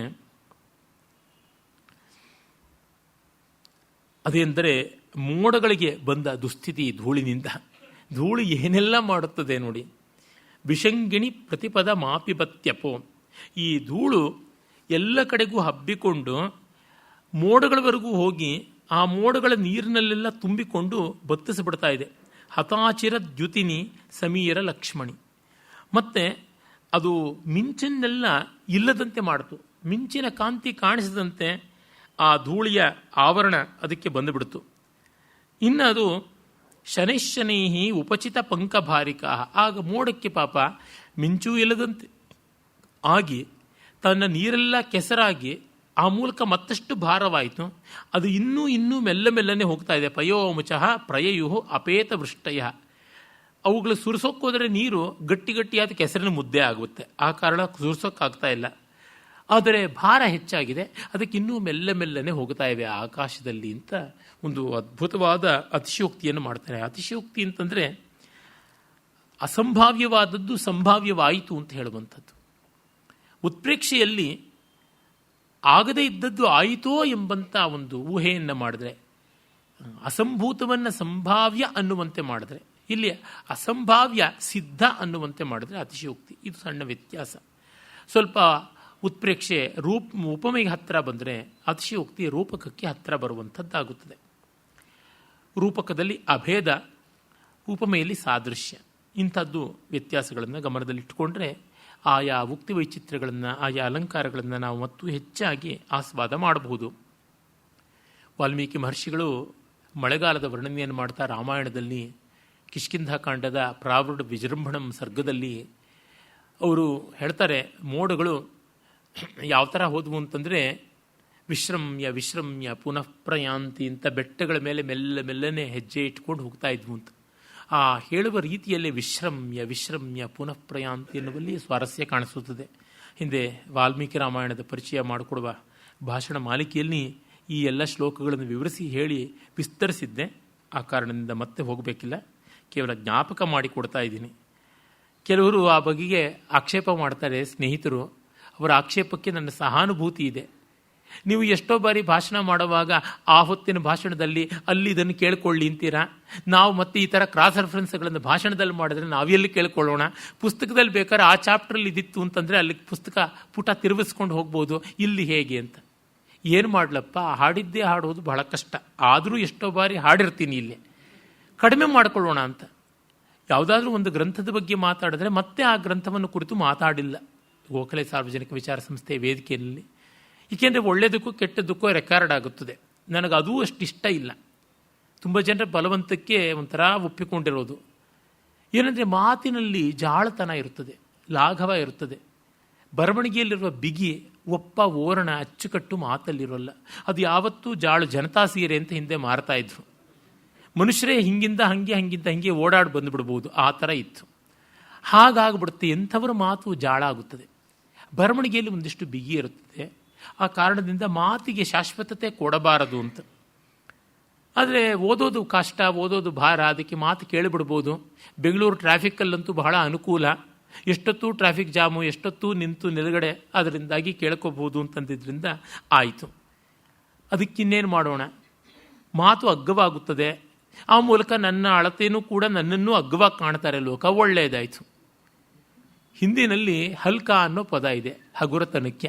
ಹಾಗಂತ ಅಂದುಕೋತಾರೆ. ಅಂದುಕೊಳ್ಳಲಿ ಇನ್ನೇನು ಮಾಡೋದು, ಇರುವುದೇ ಹಾಗಾದರೆ ಇನ್ನೆಂಥದ್ದು ಮಾಡುವುದು ಅಂತ ಸ್ವರೂಪ ದರ್ಶನ ಅಂತ ಭಾವಿಸಿಕೊಂಡು ಇದು ಒಂದು ಅಹಂಕಾರ ಖಂಡನಕ್ಕೆ ಇರುವ ದಾರಿ ಅಂತ ಒಪ್ಪಿಕೊಂಡದ್ದಾಯಿತು. ಅದು ಹಾಗೆ ನಡೀತಾ ಇದೆ. ಅದರಿಂದ ಶ್ರೋತೃಗಳ ಮತ್ತು ಸಂಸ್ಥೆಯ ಸಮಯವನ್ನು ಹೆಚ್ಚು ಹಾಳು ಮಾಡಬಾರದು ಅಂತ ಸ್ವಲ್ಪ ಸಂಗ್ರಹ ಮಾಡುವಾಗ ಅಲ್ಲಿ ಇಲ್ಲಿ ಕೇಳಿಕೊಳ್ಳಿ ಅಂತ ಹೇಳ್ತೀನಿ. ಅದು ಒಂದು ಬಾರಿ ಎಷ್ಟು ಪ್ರಮಾದವಾಯಿತು ಅಂದರೆ, ಕಾಳಿದಾಸನ ಕಾವ್ಯ ಸಂಸ್ಕೃತಿ ಅಂತ ಒಂದು ವಾರದ ಭಾಷಣ ಮಾಲಿಕೆ ಇಲ್ಲಿ. ಆ ಭಾಷಣ ಮಾಲಿಕೆಯಲ್ಲಿ ಕಾಳಿದಾಸನ ಪ್ರಮುಖವಾದ ಕೃತಿಗಳ ಮಾಂಗಲಿಕವಾದ ನಾಂದಿ ಪದ್ಯಗಳನ್ನೆಲ್ಲವನ್ನು, ಅದು 3 ನಾಟಕಗಳಲ್ಲಿ ಬರತಕ್ಕಂಥದ್ದು, ಏಕೈಶ್ವರ್ಯ ಸ್ತುತೋಪಿ ಇರಬಹುದು, ವೇದಾಂತೇಶು ಯಮಾಹುರೇಕ ಪುರುಷಂ ಇರಬಹುದು, ಅಥವಾ ಸೃಷ್ಟಿ ಸೃಷ್ಟುರಾಧ್ಯ ಅಂತ ಶಾಕುಂತಲದ್ದು, ಇದನ್ನೆಲ್ಲ ವಿಸ್ತರಿಸಿ ಹೇಳಿದ್ದೆ, ಗಂಟೆಗಟ್ಟಲೆ ಹೇಳಿದ್ದೆ. ಹಾಗಾಗಿ ಮುಂದೆ ಕಾಳಿದಾಸನ ಇಡೀ ಕಾವ್ಯಗಳ ಪರಿಚಯ ಮಾಡಿಕೊಡುವಾಗ ಮಂಗಳ ಶ್ಲೋಕಗಳಿಗೆ ಸುಮ್ಮನೆ ಸರಳ ತಾತ್ಪರ್ಯ ಹೇಳಿ ಎಲ್ಲ ವಿವರಣೆಗಳನ್ನು ನೀವು ಆ ಭಾಷಣದಲ್ಲಿ ಕೇಳಿರುವುದನ್ನು ನೆನಪು ಮಾಡಿಕೊಳ್ಳಲಿ ಅಂತ ಹೇಳಿಬಿಟ್ಟಿದ್ದೆ. ನನ್ನ ಇವತ್ತಿನ ತುಂಬ ಹತ್ತಿರದ ಸ್ನೇಹಿತ ಶಶಿಕಿರಣ ಮೊದಲ ಪರಿಚಯವಾಗಿದ್ದು ಹಾಗೆ ಇದೇ ಸಂಸ್ಥೆಯಲ್ಲಿ 5-6 ವರ್ಷಗಳ ಹಿಂದೆ, ಇನ್ನೂ ಹೆಚ್ಚಿನ ವರ್ಷಗಳ ಹಿಂದೆ, 6-7 ವರ್ಷಗಳ ಹಿಂದೆ ಅನಿಸುತ್ತದೆ. ಬಂದು ನೀವು ಕಾಳಿದಾಸನ ಕಾವ್ಯ ಸಂಸ್ಕೃತಿಯಲ್ಲಿ ಮಾತಾಡಿದ್ದೀನಿ ಅಂತ ರೆಫರೆನ್ಸ್ ಕೊಟ್ಬಿಟ್ರಿ, ಇಲ್ಲಿ ಸಮಗ್ರ ಕಾವ್ಯದ ಪರಿಚಯ ಮಾಡಿಕೊಡುವಾಗ ಮಂಗಳ ಶ್ಲೋಕದ ಸ್ವಲ್ಪವಾದರೂ ವಿವರಣೆ ವಿಸ್ತರಿಸಿದ್ರೆ ಚೆನ್ನಾಗಿರ್ತಿತ್ತಲ್ವಾ, ಯಾಕೆ ಹಾಗೆ ಮಾಡಿದಿರಿ ಅಂತ. ಏನು ಮಾಡೋದಪ್ಪ ಅವಿವೇಕ, ಅಲ್ಲಿದ್ದು ಕೇಳಿಕೊಳ್ಳಿ ಮತ್ತೆ ತಿರ್ಗಾ ಸಮಯ ಹಾನಿ ಯಾಕೆ ಅಂತ ಮಾಡಿದೆ. ಇಲ್ಲೊಂದು ಅನೌಚಿತ್ಯವಾಯಿತು ಅಂತ ಆ ರೀತಿಯಾಗಿ ಆಗಿಬಿಡುತ್ತದೆ. ನಭೋ ನದಿ ವ್ಯತಿಕರ ಧೌತ ಮೂರ್ತಿಭಿ ವ್ಯದ್ಗತೈರ್ ಅನಧಿಗತಾನಿ ಲೇಭಿರೆ ಚಲಚ್ಚಮೂತುರಗ ಖುರಾಹ ತೋತ್ಪತನ್ ಮಹೀರಜಸ್ನಪನ ಸುಖಾನಿ ದಿಗ್ಗಜೈ. ಈ ಧೂಳಿ ಆಕಾಶ ಗಂಗೆಯವರೆಗೂ ಹೋಗಿದೆ, ಅದನ್ನು ದಾಟಿಕೊಂಡು ಹೋಗಿದೆ. ದಿಗ್ಗಜಗಳು ಪ್ರತಿ ದಿವಸವೂ ಆಕಾಶಗಂಗೆಯಲ್ಲಿ ವಿಯದ್ಗಂಗಾ ಸ್ವರ್ಣದಿ ಸುರದೀರ್ಘಿಕಾ ಅಂತ ಅಮರಕೋಶ ಹೇಳುತ್ತದಲ್ಲ, ಅಲ್ಲಿ ಹೋಗಿ ಮಿಂದೆದ್ದು ಬರುತ್ತವೆ. ಅಲ್ಲಿ ಮತ್ತೆ ಧೂಳಿಯೇ ಇಲ್ಲ, ಸ್ವರ್ಗ ಡಸ್ಟ್ಲೆಸ್. ನಮ್ಮ ಒಳ್ಳೊಳ್ಳೆ ವಿದೇಶಗಳಿದ್ದಂತೆ ನಮ್ಮ ದೇಶ ಇದ್ದಂತೆ ಅಲ್ಲ. ಹಾಗೆ ಅವು ಧೂಳಿರಹಿತವಾದಂಥ ಆ ದಿವ್ಯ ದೇಶಗಳಲ್ಲಿ ವಿಹಾರ ಮಾಡ್ತಾ ಇವೆ. ಆನೆಗಳಿಗೆ ರಜಸ್ನಾನ, ಧೂಳಿ ಸ್ನಾನ ಬಹಳ ಇಷ್ಟ, ಮಡ್ಬಾತ್ ತಗೊಳತ್ವೆ ಅವು. ಆದರೆ ಪಾಪ ಅಲ್ಲಿಲ್ಲ ಅವುಗಳಿಗೆ ಅವಕಾಶ. ಈಗ ಈ ಧೂಳು ಮೇಲಕ್ಕೆ ಬಂದಾಗ ಮೊದಲ ಬಾರಿಗೆ ಅವುಗಳಿಗೆ ಧೂಳಿ ಸ್ನಾನ ಮಾಡುವ ಸಂತೋಷ ಬಂತು. ಪೌನ್ಸು ಕ್ರೀಡಾ ಅಂತಲೂ ಕರೀತಾರೆ. ಆ ರೀತಿಯಾಗಿ ಆಯಿತು ಅಂತ ಒಂದು ಚಮತ್ಕಾರ ಮಾಡ್ತಾನೆ. ನಭಸ್ಥಲಂ ಬಹುಲ ತರೇಣ ರೇಣುನ ತಥೋಗಮತ್ ತ್ರಿಜಗದ್ ಇವೈಕತಾಂ ಸ್ಫುಟಂ. ಹೀಗೆ ಕುದುರೆಗಳ ಗೊರಸಿನ ಒಂದು ಕೆರೆಯುವಿಕೆಯಿಂದ ನೆಲದ ಧೂಳೆಲ್ಲ ಆಕಾಶಕ್ಕೆದ್ದು ಹೋಗಿ ಭೂಮಿಯೇ ಆಕಾಶವಾಗಿಬಿಡ್ತು, ಆಕಾಶವೇ ಭೂಮಿ ಆಗಿಬಿಡ್ತು. ಭೂಮಿಯಲ್ಲಿ ಆನೆಗಳೆಲ್ಲ ಓಡಾಡ್ತಾ ಇದ್ದರೆ ಮೋಡಗಳು ಓಡಾಡುವಂತೆ, ಆಕಾಶದಲ್ಲೆಲ್ಲ ಧೂಳಿ ಇದ್ದರೆ ಆಕಾಶವೇ ಭೂಮಿಯಾದಂತೆ. ಗಗನಂ ಗಗನಾಕಾರಂ ಸಾಗರ ಸಾಗರೋಪಮಃ ಅಂತ ರಾಮಾಯಣದಲ್ಲಿ ರಾಮರಾವಣ ಯುದ್ಧವನ್ನು ವರ್ಣಿಸುವಾಗ ಆದಿಕವಿಗಳು ಅನನ್ವಯಾಲಂಕಾರದಲ್ಲಿ ಹೇಳ್ತಾರೆ. ಅದಕ್ಕೆ ಅದೇ ಸಾಟಿ ಅಂತ. ಹಾಗೆ ಗಗನಂ ಸಾಗರೋಪಂ ಸಾಗರೋ ಗಗನೋಪಮಃ ಅಂತ ಇನ್ನೊಂದು ರೀತಿ ಸಮಸ್ಯೆಯನ್ನು ಮಾಡಬಹುದು ಅಂತ ತೀರಂ ಶ್ರೀಕಂಠಯ್ಯನವರು ತಮ್ಮ ನಂಟರು ಅನ್ನುವ ಪ್ರಬಂಧದಲ್ಲಿ ಒಂದು ಕಡೆ ಬರೀತಾರೆ. ವಿಮಾನದಲ್ಲಿ ಹೋಗ್ತಾ ಇದ್ದಾಗ ಮೇಲೆ ಹಾರ್ತಾ ಇದ್ದವನು ಕೆಳಗಡೆ ಸಮುದ್ರ ಬಂದಾಗ ಸಮುದ್ರದ ನೀಲ ನೇಪಥ್ಯದಲ್ಲಿ ಮೋಡಗಳು ಕಾಣಿಸುತ್ತವೆ. ಯಾಕೆಂದರೆ ವಿಮಾನಗಳು ಮೋಡಗಳಿಗೂ ಮೇಲೆ ಹೋಗ್ತಾ ಇರ್ತವೆ. ಆಗ ಸಮುದ್ರ ನೀಲಿಯ ಬಣ್ಣದಲ್ಲಿ, ಮೋಡಗಳು ಹಾಗೆ ಇದ್ದು ಆಕಾಶದಂತೆ ಕಾಣುತ್ತದೆ. ಇನ್ನು ಮೋಡಗಳಿಲ್ಲದ ಆಕಾಶ ನೀಲಿಯಾಗಿ ಅದು ಸಮುದ್ರದಂತೆ ಕಾಣುತ್ತದೆ. ಹೀಗೆ ಏಕಕಾಲದಲ್ಲಿ ಗಗನಂ ಸಾಗರೋಪಮಃ ಸಾಗರೋ ಗಗನೋಪಮಃ ಗಗನಂ ಸಾಗರೋಪಮಂ ಸಾಗರೋ ಗಗನೋಪಮಃ ಅಂತ ಹೀಗೆ ಕಾಣಿಸುತ್ತದೆ ಅಂತ ಅವರೊಂದು ಸಮಸ್ಯೆಯ ಪರಿಹಾರವನ್ನು ಕನ್ನಡದಲ್ಲಿ ಮಾಡಿ ಸಂಸ್ಕೃತ ವಿದ್ವಾಂಸರು ಇದನ್ನು ಸಂಸ್ಕೃತದಲ್ಲಿ ಕೂಡ ನಡೆಸಬಹುದು ಅಂತಾರೆ. ಆ ರೀತಿಯಲ್ಲಿ ಇಲ್ಲಿ ಆಯಿತು ಅಂತ ನಮಗೆ ಗೊತ್ತಾಗುತ್ತದೆ.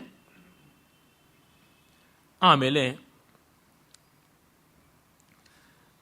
ಕವಿ ಮುಂದುವರಿಸಿ ಹೇಳ್ತಾನೆ, ಈ ಮೂರು ಲೋಕಗಳು ಧೂಳಿಂದ ಏಕಾಂಡವಾದ ಮೇಲೆ ಆ ಸರ್ಗದ ಮುಗಿತಾಯವನ್ನು ಒಂದು ಶಾರ್ದೂಲ ವಿಕ್ರೀಡಿತದಿಂದ ಮಾಡ್ತಾನೆ.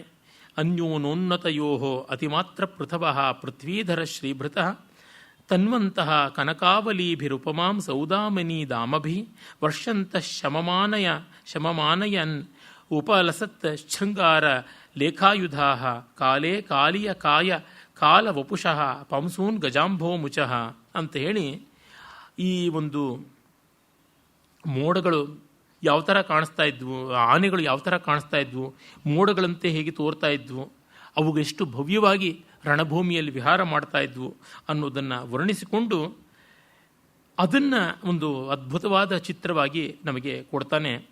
ಈ ಆನೆಗಳು ಅತ್ಯುನ್ನತವಾದವು ಮತ್ತು ಅತಿ ವಿಶಾಲವಾದವು, ಅನ್ಯೂನ ಉನ್ನತ ಎರಡೂ ಆಗಿರ್ತಕ್ಕಂಥದ್ದು, ಅತಿಮಾತ್ರ ಪೃಥವ ಬಹಳ ವಿಶಾಲವೂ ಆಗಿರ್ತಕ್ಕಂಥವು, ಪೃಥ್ವೀಧರ ಶ್ರೀಭೃತ ಬೆಟ್ಟಗಳ ಹಾಗೆ ಇರತಕ್ಕಂಥವು. ಪೃಥ್ವೀಧರ ಅಂದರೆ ಬೆಟ್ಟ, ಭೂಧರ ಅದರ ಶ್ರೀಭೃತ್ ಅದರ ಶೋಭೆಯನ್ನು ತಳೆದಂಥ ರೀತಿಯಲ್ಲಾಗಿದ್ವು.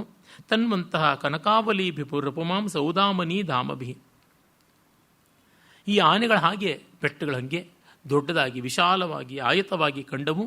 ಮತ್ತು ಇವುಗಳು ಮೋಡದಂತೆ ಇವೆ ಅಂತ ಕೊಟ್ಟ ಹೋಲಿಕೆಗೆ ಮಿಕ್ಕೆಲ್ಲವನ್ನು ತಂದಿಡಬೇಕಲ್ಲ. ಮೋಡದಲ್ಲಿ ಮಿಂಚಿರುತ್ತೆ, ಆನೆಗಳ ಕಪ್ಪಗಿವೆ. ಕಾರ್ಮೋಡ ಅಂದರೆ ಮಿಂಚಿಲ್ಲದೆ ಕಾರ್ಮೋಡ ಹೇಗೆ? ಆನೆಗಳಿಗೆ ಬಂಗಾರದ ಅಲಂಕಾರಗಳು ಮಾಡಿದ್ದಾರೆ, ಸ್ವರ್ಣ ರಜ್ಜುಗಳಿಂದ ಕಟ್ಟಿದ್ದಾರೆ. ಕನಕಾವಲೀಭಿರುಪಮಾಂ ಸೌದಾಮನಿ ದಾಮಭಿ.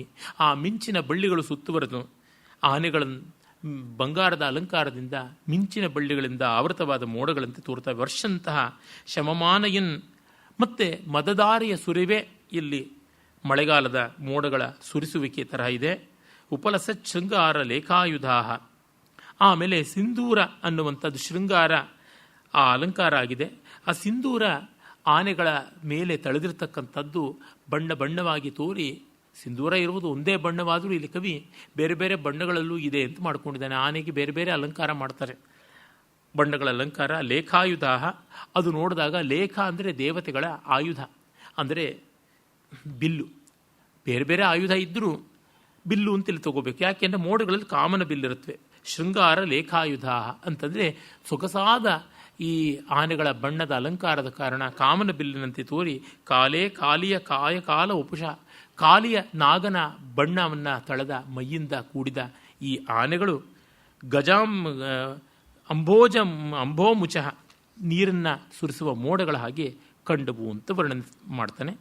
ಅಲ್ಲಿಗೆ ನಾವು 17ನೇ ಸರ್ಗವನ್ನು ಮುಗಿಸ್ತೀವಿ. ಇನ್ನು ಅಂತೂ ಯುದ್ಧಕ್ಕೆ ಸನ್ನಾಹವಾಗಿ ಯುದ್ಧ ಭೂಮಿಗೆ ತೆರಳಿ ಆ ಧೂಳಿ ಎದ್ದು ಈಗ ಯುದ್ಧಕ್ಕೆ ಬರ್ತೀವಿ. 14ನೇ ಸರ್ಗದಲ್ಲಿ ಶಿಶುಪಾಲ ಗಲಾಟೆ ಮಾಡ್ದ. 15, 16, 17 ಆಗಿ 18ನೇ ಸರ್ಗದಲ್ಲಿ ಕಡಿಮೆ ಅಂದರೆ 300 ಪದ್ಯ ನಂದಲ್ಲ ಅಂತ ಎಗರಬೋಯ್ತು. ಅಷ್ಟು ಪದ್ಯ ಆದಮೇಲೆ ಇಲ್ಲಿಗೆ ತರ್ತಾನೆ. ಇವನಾದರೂ ಮೇಲು. ಹರವಿಜಯ ಬರೆದ ರತ್ನಾಕರ ಅಂತೂ ಸುಮಾರು 5,000ಕ್ಕೂ ಹೆಚ್ಚು ಶ್ಲೋಕಗಳು. ಒಂದು ಜಲಕ್ರೀಡೆ ಅಂದರೆ ಒಂದು 120 ಶ್ಲೋಕ, ಒಂದು ವಿರಹ ವರ್ಣನೆ ಅಂತಂದರೆ ಒಂದು 200 ಶ್ಲೋಕ, ಒಂದು ಬೆಟ್ಟದ ವರ್ಣನೆ ಅಂತಂದರೆ ಒಂದು 120 ಶ್ಲೋಕ. ಈ ರೀತಿಯಾಗಿ ಮಾಡ್ತಾನೆ. ಅದು ಪುಟಗಳಿಂದ ದಾಟಿಸೋದೇ ಕಷ್ಟ ಆಗುತ್ತೆ. ಈಗ ತುಮಲ ಯುದ್ಧ ಆರಂಭವಾಗುತ್ತದೆ. ಯುದ್ಧದಲ್ಲಿ ದ್ವಂದ್ವ ಯುದ್ಧ, ತುಮಲ ಯುದ್ಧ, ಚಿತ್ರಯುದ್ಧ ಅಂತ ಬೇರೆ ಬೇರೆ ಪ್ರಕಾರಗಳು ಉಂಟು. ದ್ವಂದ್ವ ಯುದ್ಧ ಅಂದರೆ ಒಬ್ಬರಿಗೊಬ್ಬರು ಎದುರಾಗಿ ನಿಂತು ಮಾಡ್ತಕ್ಕಂಥದ್ದು, ಡ್ಯುಯಲ್ ಕಂಬಾಟ್ ಅಂತ ಕರೀತಾರಲ್ಲ ಇಂಗ್ಲೀಷ್ನಲ್ಲಿ. ಹಾಗೆ ಚಿತ್ರಯುದ್ಧ ಅಂತಂದರೆ ಬೇರೆ ಬೇರೆ ಚಮತ್ಕಾರಗಳಿಂದ, ಬೇರೆ ಬೇರೆ ತಂತ್ರಗಳಿಂದ ನಿಬ್ಬೆರಗಾಗುವಂತೆ ಮಾಡುವ ಯುದ್ಧ. ತುಮಲ ಯುದ್ಧ ಅಂತಂದರೆ ಗುಂಪಲ್ ಗೋವಿಂದ ಅಂತ ಯಾರನ್ನು ಕಂಡ್ರೆ ಅವ್ರನ್ನ ಹೇಗಂದರೆ ಹಾಗೆ ಹೊಡ್ಕೊಂಡು ಬಡ್ಕೊಂಡು ಮಾಡ್ತಕ್ಕಂಥದ್ದು. ಅದು ಅಂತ ಮಾಬ್ ಮೆಂಟ್ಯಾಲಿಟಿ ಅಂತೀವಲ್ಲ, ಹಿಸ್ಟೀರಿಯಾ, ಮಾಸ್ ಹಿಸ್ಟೀರಿಯಾ ಅಂತ ಹಾಗೆ ಇರುವಂಥದ್ದು. ಆ ತುಮಲ ಯುದ್ಧವನ್ನು ಹೇಳ್ತಾನೆ. ಇಡೀ ಸರ್ಗ ಪ್ರೌಢವಾದ ಶಾಲಿನಿ ಛಂದಸ್ನಲ್ಲಿದೆ.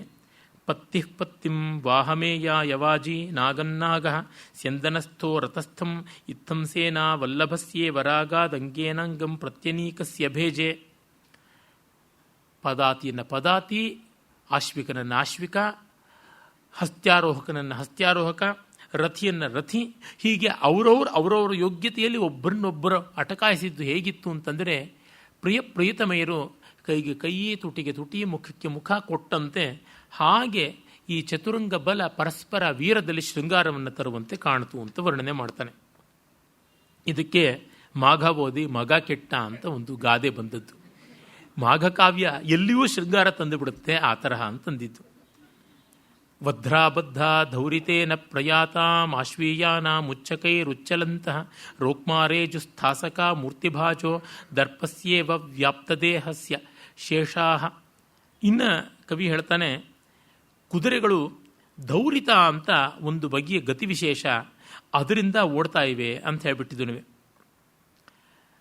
ರೇಚಿತಕ, ದೌರಿತಕ ಈ ಥರದ್ದೆಲ್ಲ ಕುದುರೆಗಳ ಧಾರಾ ವಿಶೇಷ ಅಂತ ಕರೀತಾರೆ. ಅಂದರೆ ಅವುಗಳ ಓಟದ ಕ್ರಮ ಅಂತ ಒಂದಿರುತ್ತೆ.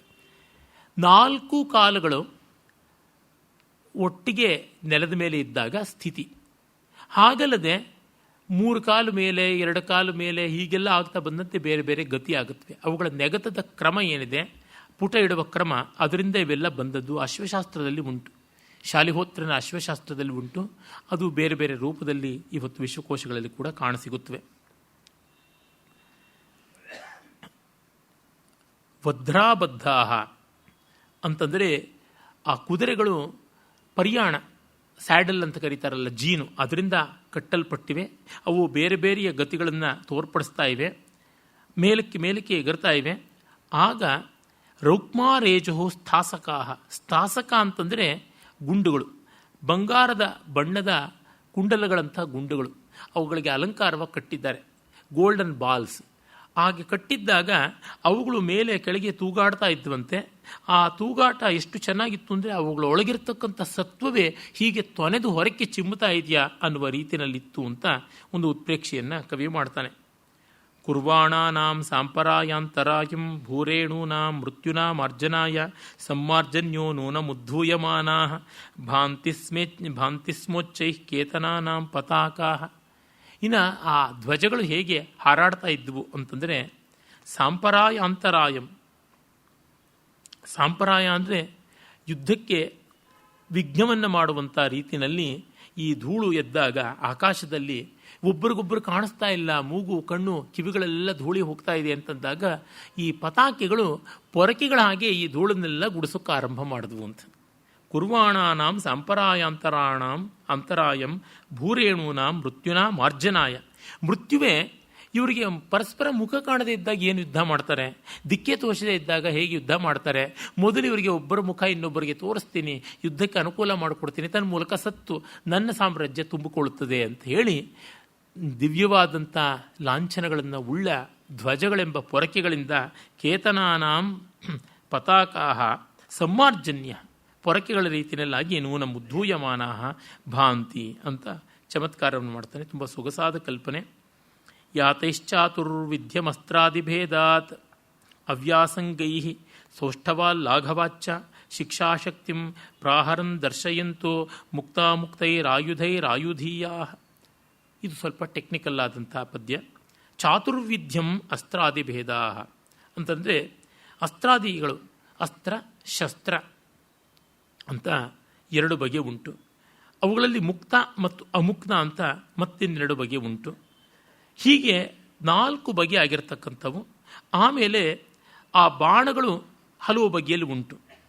ಅದು ಚುರುಕಾಗಿ ಹೋಗ್ತಕ್ಕಂಥದ್ದು, ತೀರ ಮೊನಚಾಗಿರ್ತಕ್ಕಂಥದ್ದು, ಬಲವಾಗಿ ಬಂದು ಚುಚ್ಚಿಕೊಳ್ತಕ್ಕಂಥದ್ದು, ದೂರಕ್ಕೆ ಹೋಗಿ ಮುಟ್ಟತಕ್ಕಂಥದ್ದು, ಹತ್ತಿರದಲ್ಲಿ ತೀವ್ರವಾಗಿ ತಟ್ಟಬಲ್ಲಂಥವು, ಅರ್ಧಚಂದ್ರಾಕಾರದವು, ಮೊಳಗೆ ಹೋಗಿ ಸ್ಫೋಟವಾಗುವಂಥವು, ಮತ್ತು ತಿವಿದಾಗ ಮತ್ತೆ ಅದನ್ನು ಹಿಂದಕ್ಕೆ ಬಾಣವನ್ನು ಎಳೆಯಬೇಕು ಅಂದರೆ ಇನ್ನಷ್ಟು ಹಿಂಸೆಯಾಗಿ, ಇನ್ನಷ್ಟು ರಕ್ತಸ್ರಾವವಾಗಿ, ಇನ್ನಷ್ಟು ಮಾಂಸಪೇಶಿಗಳು ಕತ್ತರಿಸಲ್ಪಡುವಂಥದ್ದು. ಈ ರೀತಿಯಾಗಿ ಬಗೆ ಬಗೆಯಲ್ಲಿ ಬಾಣಗಳು ಉಂಟು.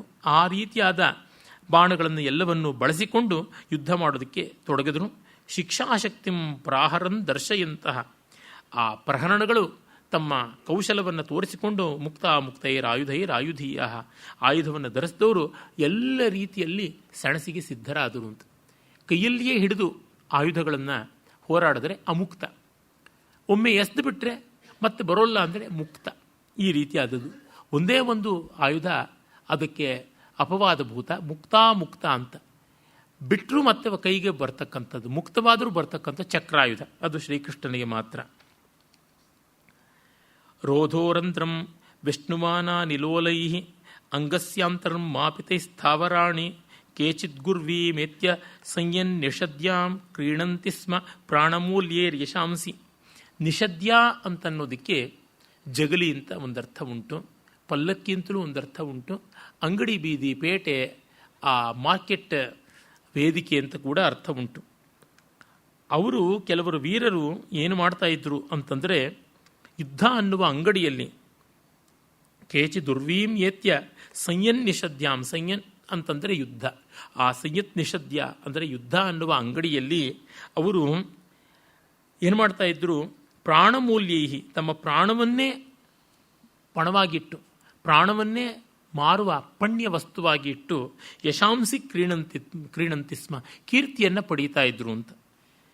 ಮತ್ತು ಅದೆಂಥದ್ದು, ರೋಧೋರಂಧ್ರಂ ವ್ಯಷ್ಣುಮಾನಾನಿ, ಆಕಾಶದ ಮೂಲೆ ಮೂಲೆಗಳಿಗೂ ಹೋಗ್ತಕ್ಕಂಥದ್ದು ಆದದ್ದು. ಆಮೇಲೆ ಅಂತ ಸ್ಥಾವರಾಣಿ, ಎಲ್ಲ ಸ್ಥಾವರ ಜಂಗಮ ಎಲ್ಲ ಕಡೆಯಲ್ಲೂ ಅವು ಏನಿವೆ ಆ ಒಂದು ಕೀರ್ತಿಯನ್ನು ತಮ್ಮ ಅಸ್ಥಿರವಾದ ಈ ಪ್ರಾಣಗಳನ್ನು ಕೊಡುವ ಮೂಲಕವಾಗಿ ಪಡ್ಕೊಳ್ತಾ ಇದ್ರು ಅಂತ. ಅಂದರೆ ಅಶಾಶ್ವತವಾದ ಪ್ರಾಣಗಳನ್ನು ಕೊಡುವ ಮೂಲಕವಾಗಿ ಶಾಶ್ವತವಾದ ಕೀರ್ತಿಗಳನ್ನು, ಸ್ಥಾವರಾಣಿ ಯಶಾಂಸಿ, ಶಾಶ್ವತವಾದ ಕೀರ್ತಿಗಳನ್ನು ಕೊಡ್ತಾ ಇದ್ರು. ಅದು ಹೇಗೆ, ರೋಧೋರಂಧ್ರಂ ವ್ಯಷ್ಣುವಾನಾನಿ, ಆಕಾಶದ ಮೂಲೆ ಮೂಲೆಗೂ ಕೂಡ ಹೋಗಿ ವ್ಯಾಪಕ ಆಗಬಲ್ಲಂಥ ಕೀರ್ತಿಯನ್ನು ಪಡಿತಾ ಇದ್ರು ಅಂತ ಉಂಟಲ್ವಾ. ಈ ಶರೀರಕ್ಕೆ ಶಾಶ್ವತತೆ ಅನ್ನೋದು ಇಲ್ಲವೇ ಇಲ್ಲ. ಆ ಕಾರಣದಿಂದ ಕೀರ್ತಿ ಒಂದೇ ಶಾಶ್ವತ, ಅದನ್ನು ಪಡೆಯಬೇಕು ಅಂತ ವೀರಯುಗದ ಧರ್ಮ ಲಕ್ಷಣವೇ ಹಾಗೆ. ಹತೇಶು ದೇಹೇಶು ಗುಣಾಧರಂತೆ ಅಂತ ಹೇಳ್ತಾರಲ್ಲ, ಶಿಕ್ಷಾಕ್ಷಯಂ ಗಚ್ಚತಿ ಕಾಲಪರ್ಯಯಾತ್ ಸುಬದ್ಧ ಮೂಲ ನಿಪತಂತಿ ಪಾದಪಾಹ ಜಲಂ ಜಲಸ್ಥಾನ ಗತಂಚ ಶುಷ್ಯತಿ ಹುತಂಚ ದತ್ತಂಚ ತಥೈವ ತಿಷ್ಠತಿ ಅಂತ. ಹಾಗಾಗಿ ಯಶಸ್ಕಾಯ ಯಶಸ್ಶರೀರ ಅಂತ ನಮ್ಮಲ್ಲಿ ಹೇಳ್ತಾರೆ. ಅದು ತುಂಬ ಮುಖ್ಯವಾದದ್ದು. ಅದಕ್ಕಿಂತ ಈ ಶರೀರದಲ್ಲಿ ಏನು ಬೆಲೆ ಇಲ್ಲ. ಜಯಂತಿತೆ ಸುಕೃತಿನೋ ರಸಸಿದ್ಧ ಕವೀಶ್ವರಾ ನಾಸ್ತಿ ತೇಷಾಂ ಯಶಕ್ಕಾಯೇ ಜರಾ ಮರಣಜಂ ಭಯಂ. ತೇಷಾಂ ಯಶಕ್ಕಾಯೇ ಜರಾ ಮರಣಜಂ ಭಯಂ ನಾಸ್ತಿ. ಕೀರ್ತಿವಂತರಾದ ಕವಿಗಳ ಕೀರ್ತಿ ಶರೀರಕ್ಕೆ ಮಾತ್ರ ಸಾವಿಲ್ಲ, ಮುಪ್ಪಿಲ್ಲ. ಶರೀರಕ್ಕೆ ಅವೆಲ್ಲ ಬರುತ್ತವೆ, ಅವೆಲ್ಲ ಹೋಗುತ್ತವೆ ಅಂತಕ್ಕಂಥದ್ದು. ಈ ರೀತಿಯಲ್ಲಿ ಅವರು ಪ್ರಾಣವನ್ನು ಪಣವಾಗಿಟ್ಟರು. ಇವತ್ತಿಗೂ ಕೂಡ ನಮ್ಮ ಸೈನಿಕರು ಯಾವುದೇ ದೇಶದವರಾದರೂ ಯುದ್ಧ ಮಾಡಬೇಕಾದ್ರೆ ಇಂಥ ಸ್ಪಿರಿಟ್ ಬೇಕು. ಅದು ಒಂದು ರೀತಿ ಜಿಹಾದಿ ಸ್ಪಿರಿಟ್ ಅಂತಲೇ ಹೇಳಿ ತೊಂದರೆ ಇಲ್ಲ. ಇಸ್ಲಾಂನಲ್ಲಿ ಪ್ರಕಟವಾಗಿ ಹೇಳಿದೆ, ಮಿಕ್ಕವರು ಹೇಳ್ಕೊಳ್ಳೋಕೆ ಸಂಕೋಚ ಪಡ್ತಾರೆ. ಅರೆ ವಸ್ತುತಃ ಹಾಗೆ ವೀರಸ್ವರ್ಗ ಅಂತ ನಮ್ಮಲ್ಲಿ ಹೇಳುವುದು ಅದೇನೆ, ಮತ್ತಿನ್ನೇನೂ ಅಲ್ಲ. ಹಾಗೆ ಕಿಲ್ಲರ್ ಇನ್ಸ್ಟಿಂಕ್ಟ್ ಬೆಳೆಯದೇ ಇದ್ದರೆ ಈ ಆಧುನಿಕ ಕಾಲದಲ್ಲಿ ನವನಾಗರಿಕರಾದಂಥ ಜನ ಕೊಲ್ಲಲಾರರು. ಮುಂಚೆ ಆದಿಕಾಲದಲ್ಲಿ ಈ ಥರದ್ದೆಲ್ಲ ನಂಬಿಕೆಗಳು ಬಹಳ ಗಟ್ಟಿಯಾಗಿದ್ದಾಗ, ಮತ್ತು ಜೀವೋ ಜೀವಸ್ಯ ಜೀವನಂ ಅಂತ ಇನ್ನೊಬ್ಬರನ್ನ ಮತ್ತೊಬ್ಬರನ್ನ ಬಲಿ ಹಾಕಿಯೇ ಬದುಕಬೇಕು ಅನ್ನೋ ಅನಿವಾರ್ಯತೆ ಇದ್ದಾಗ ಯುದ್ಧಕ್ಕೆ ಒಂದು ಪಾವಿತ್ರ್ಯ ಇತ್ತು. ಈ ಕಾಲದಲ್ಲಿ ಯುದ್ಧಕ್ಕೆ ಪಾವಿತ್ರ್ಯ ಇಲ್ಲ, ಆದರೆ ಯುದ್ಧ ನಡೀತಾ ಇದೆ. ಆಗ ಏನು ಮಾಡಬೇಕು? ಯುದ್ಧ ಭೂಮಿ ಕಾಣಿಸ್ತಂತೆ ನಾವು ಪುಷ್ ಬಟನ್ ವಾರ್ಸನ್ನು ಇಟ್ಕೊಂಡಿದ್ದೀವಿ, ಪ್ರಾಕ್ಸಿ ವಾರಗಳನ್ನು ಇಟ್ಕೊಂಡಿದ್ದೀವಿ. ಹಿಂಸೆ ಇದೆ, ಆದರೆ ನಮಗೆ ತತ್ಕ್ಷಣ ಕಾಣಿಸ್ತಾ ಇಲ್ಲ. ಆ ಕಾಲಕ್ಕಿಂತ ಘೋರವಾದ ಹಿಂಸೆಯೇ ನಡೀತಾ ಇದೆ. ಯಾವವರೆಗೂ ಅಂತಂದರೆ, ಈಗ ಹ್ಯಾವ್ಸ್ ಆ್ಯಂಡ್ ಹ್ಯಾವ್ ನಾಟ್ಸ್ ಅಂತ ಹೇಳ್ತಾರಲ್ಲ, ಉಳ್ಳ ದೇಶಗಳು ಮತ್ತು ಏನೂ ಇಲ್ಲದೇ ಇರತಕ್ಕಂಥ ದೇಶಗಳಲ್ಲಿ ಎಂಥೆಂಥ ಅನಾಚಾರ ನಡೀತಾ ಇರುತ್ತೆ. ಎಷ್ಟೋ ದೇಶಗಳನ್ನು ತಮ್ಮ ಎಲ್ಲ ನ್ಯೂಕ್ಲಿಯರ್ ವೇಸ್ಟನ್ನು ತೆಗೆದುಕೊಂಡು ಬಂದು ಹಾಕುವ ಡಂಪಿಂಗ್ ಯಾರ್ಡ್ ಥರ ಮಾಡಿದ್ದು, ಗಾರ್ಬೇಜ್ ಯಾರ್ಡ್ ಥರ ಮಾಡಿದ್ದು ಎಲ್ಲ ಉಂಟು, ಇನ್ನೂ ನಡೀತಾ ಇದೆ. ಅಲ್ಲಿ ಯಾವುದೋ ಔಷಧಿಗಳನ್ನು ಪ್ರಯೋಗಿಸಬೇಕು ಅಂತಂದರೆ ಇಲ್ಲಿ ಗಿನಿಪಿಕ್ಗಳಾಗಿ ಜನಗಳನ್ನು ನೋಡತಕ್ಕಂಥದ್ದು. ಏನಿಲ್ಲ, ಒಂದು ಸಣ್ಣ ಉದಾಹರಣೆ ಕೊಡ್ತೀನಿ. ನನಗೆ ತುಂಬ ಗೌರವನೀಯರಾದ ಮಹಾ ಸಂಸ್ಕೃತ ವಿದ್ವಾನ್ ಎಚ್ ವಿ ನಾಗರಾಜರಾಯರು ಮೈಸೂರಿನಲ್ಲಿದ್ದಾರೆ. ಅವರು ಈಗ ಒಂದು 20 ವರ್ಷದ ಕೆಳಗೆ ಹಲವು ಬಾರಿ ವಿದೇಶಗಳಿಗೆ ಹೋಗಿ ಅಲ್ಲಿ ವಿಶ್ವವಿದ್ಯಾಲಯಗಳಲ್ಲಿ ಸಂಸ್ಕೃತ ಪಾಠ ಎಲ್ಲ ಹೇಳಿ ಬಂದಿದ್ದಾರೆ. ಅವರು ಮನೆಗೆ ಬಂದಾಗ ಯಾವುದೋ ತೆಂಗಿನ ತುರಿ ಹೆಚ್ಚಾಗಿ ಹಾಕಿರ್ತಕ್ಕಂಥ ಉಪ್ಪಿಟ್ಟನೋ ಅಥವಾ ಕಾಯಿ ಚಟ್ನಿನೋ ಕೊಟ್ಟರೆ ಬೇಡಪ್ಪ ಬೇಡ, ಅಮೇರಿಕಾದಲ್ಲಿ ಯಾವುದೂ ತಿಂತಾ ಇಲ್ಲ ಬೇಡ ಅಂತ. ಈಗ ನೋಡಿದ್ರೆ ಎಲ್ಲೆಲ್ಲೂ ತೆಂಗಿನ ಎಣ್ಣೆ ತಿನ್ನಿ, ನಿಮಗೆ ಬುದ್ಧಿವಂತಿಕೆ ಹೆಚ್ಚಾಗುತ್ತೆ. ಮೊನ್ನೆ ಕೂಡ ಯಾವುದೋ ಪುಸ್ತಕ ರಚನೆಗೋಸ್ಕರವಾಗಿ ಮೇಧಾಶಕ್ತಿ, ಜ್ಞಾಪಕಶಕ್ತಿ ಇತ್ಯಾದಿ ವಿಷಯಗಳಲ್ಲಿ ಏನೇನು ಇದೆ ಅಂದರೆ ಪ್ರತಿ ದಿವಸ ಒಂದು ಚಮಚ ತೆಂಗಿನೆಣ್ಣೆ ಕುಡಿಸಿ ಅಂತ. ಎಲ್ಲಿಂದ ಬಂತು? ಆವಾಗ ತೆಂಗಿನಕಾಯಿ ಅನ್ನೋದು ಶತ್ರುವಾಗಿದ್ದು ಇವಾಗ ಪರಮಾಪ್ತ ಮಿತ್ರ ಆಗಿಬಿಟ್ಟಿದೆಯಲ್ಲ. ಇದು ಯಾವ ಬಿಸ್ನೆಸ್ಗೆ ಯಾತಕ್ಕೆ ಮಾಡಿದ್ರೋ ಗೊತ್ತಾಗೋದಿಲ್ಲ. ಅಂದರೆ ಯಾವುದೋ ಒಂದನ್ನು ತಗ್ಗಿಸೋದಕ್ಕೆ ಇನ್ಯಾವುದೋ ಒಂದನ್ನು ಹೆಚ್ಚಿಸೋದಕ್ಕೆ ಆಲಿವ್ ಎಣ್ಣೆ ಅದಕ್ಕೆ ಸಮಾನವಾದದ್ದು ಯಾವುದೂ ಇಲ್ಲ. ನಮ್ಮಲ್ಲಿ ಕೂಡ ಹುಚ್ಚು ಶುರುವಾಯಿತು. ಅಲ್ಲಿ ಕಿವಿನೋ ಮೂಗೋ ಯಾವುದೋ ಹಣ್ಣು ಬೆಳೆದ್ರೆ ಇಲ್ಲ ಅದನ್ನೇ ತಿನ್ನಬೇಕು. ಇಲ್ಲಿರ್ತಕ್ಕಂಥ ಬಾಳೆಹಣ್ಣು ಸೀಬೆಹಣ್ಣು ತಿಂದರೆ ಆಗೋಲ್ವಾ? ಕಿವಿ ಫ್ರೂಟೇ ಆಗಬೇಕಂತೆ.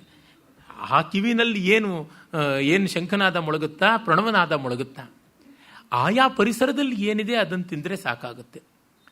ಅಷ್ಟು ಮಾತ್ರವಲ್ಲ, ಓಟ್ಸೇ ಆಗಬೇಕು ಗಂಜಿಗೆ. ಪಾಪ ಬಡಪಾಯಿ ರಾಗಿ ಗಂಜಿ ಏನು ಮಾಡಿದೆ? ಆಫ್ರಿಕಾದಲ್ಲಿ ಬೆಳೆದಂಥ ಇನ್ಯಾವುದೋ ಸಿರಿಧಾನ್ಯ, ಇನ್ಯಾವುದೋ ಮಿಲ್ಲೆಟ್ಟು, ಮತ್ಯಾವುದೋ ಸುಡುಗಾಡು, ಅದು ಇಲ್ಲಿ ಬಂದು ತಿನ್ನಬೇಕು ಅಂತ ಈ ಆರ್ಟಿಫಿಷಿಯಲ್ ಆದಂಥ ಒಂದು ಡಿಮಾಂಡನ್ನು ಕ್ರಿಯೇಟ್ ಮಾಡೋದು, ಇದೆಲ್ಲ ನೋಡಿದ್ರೆ this is A proxy war ಅಂತ ಅನಿಸುತ್ತದೆ.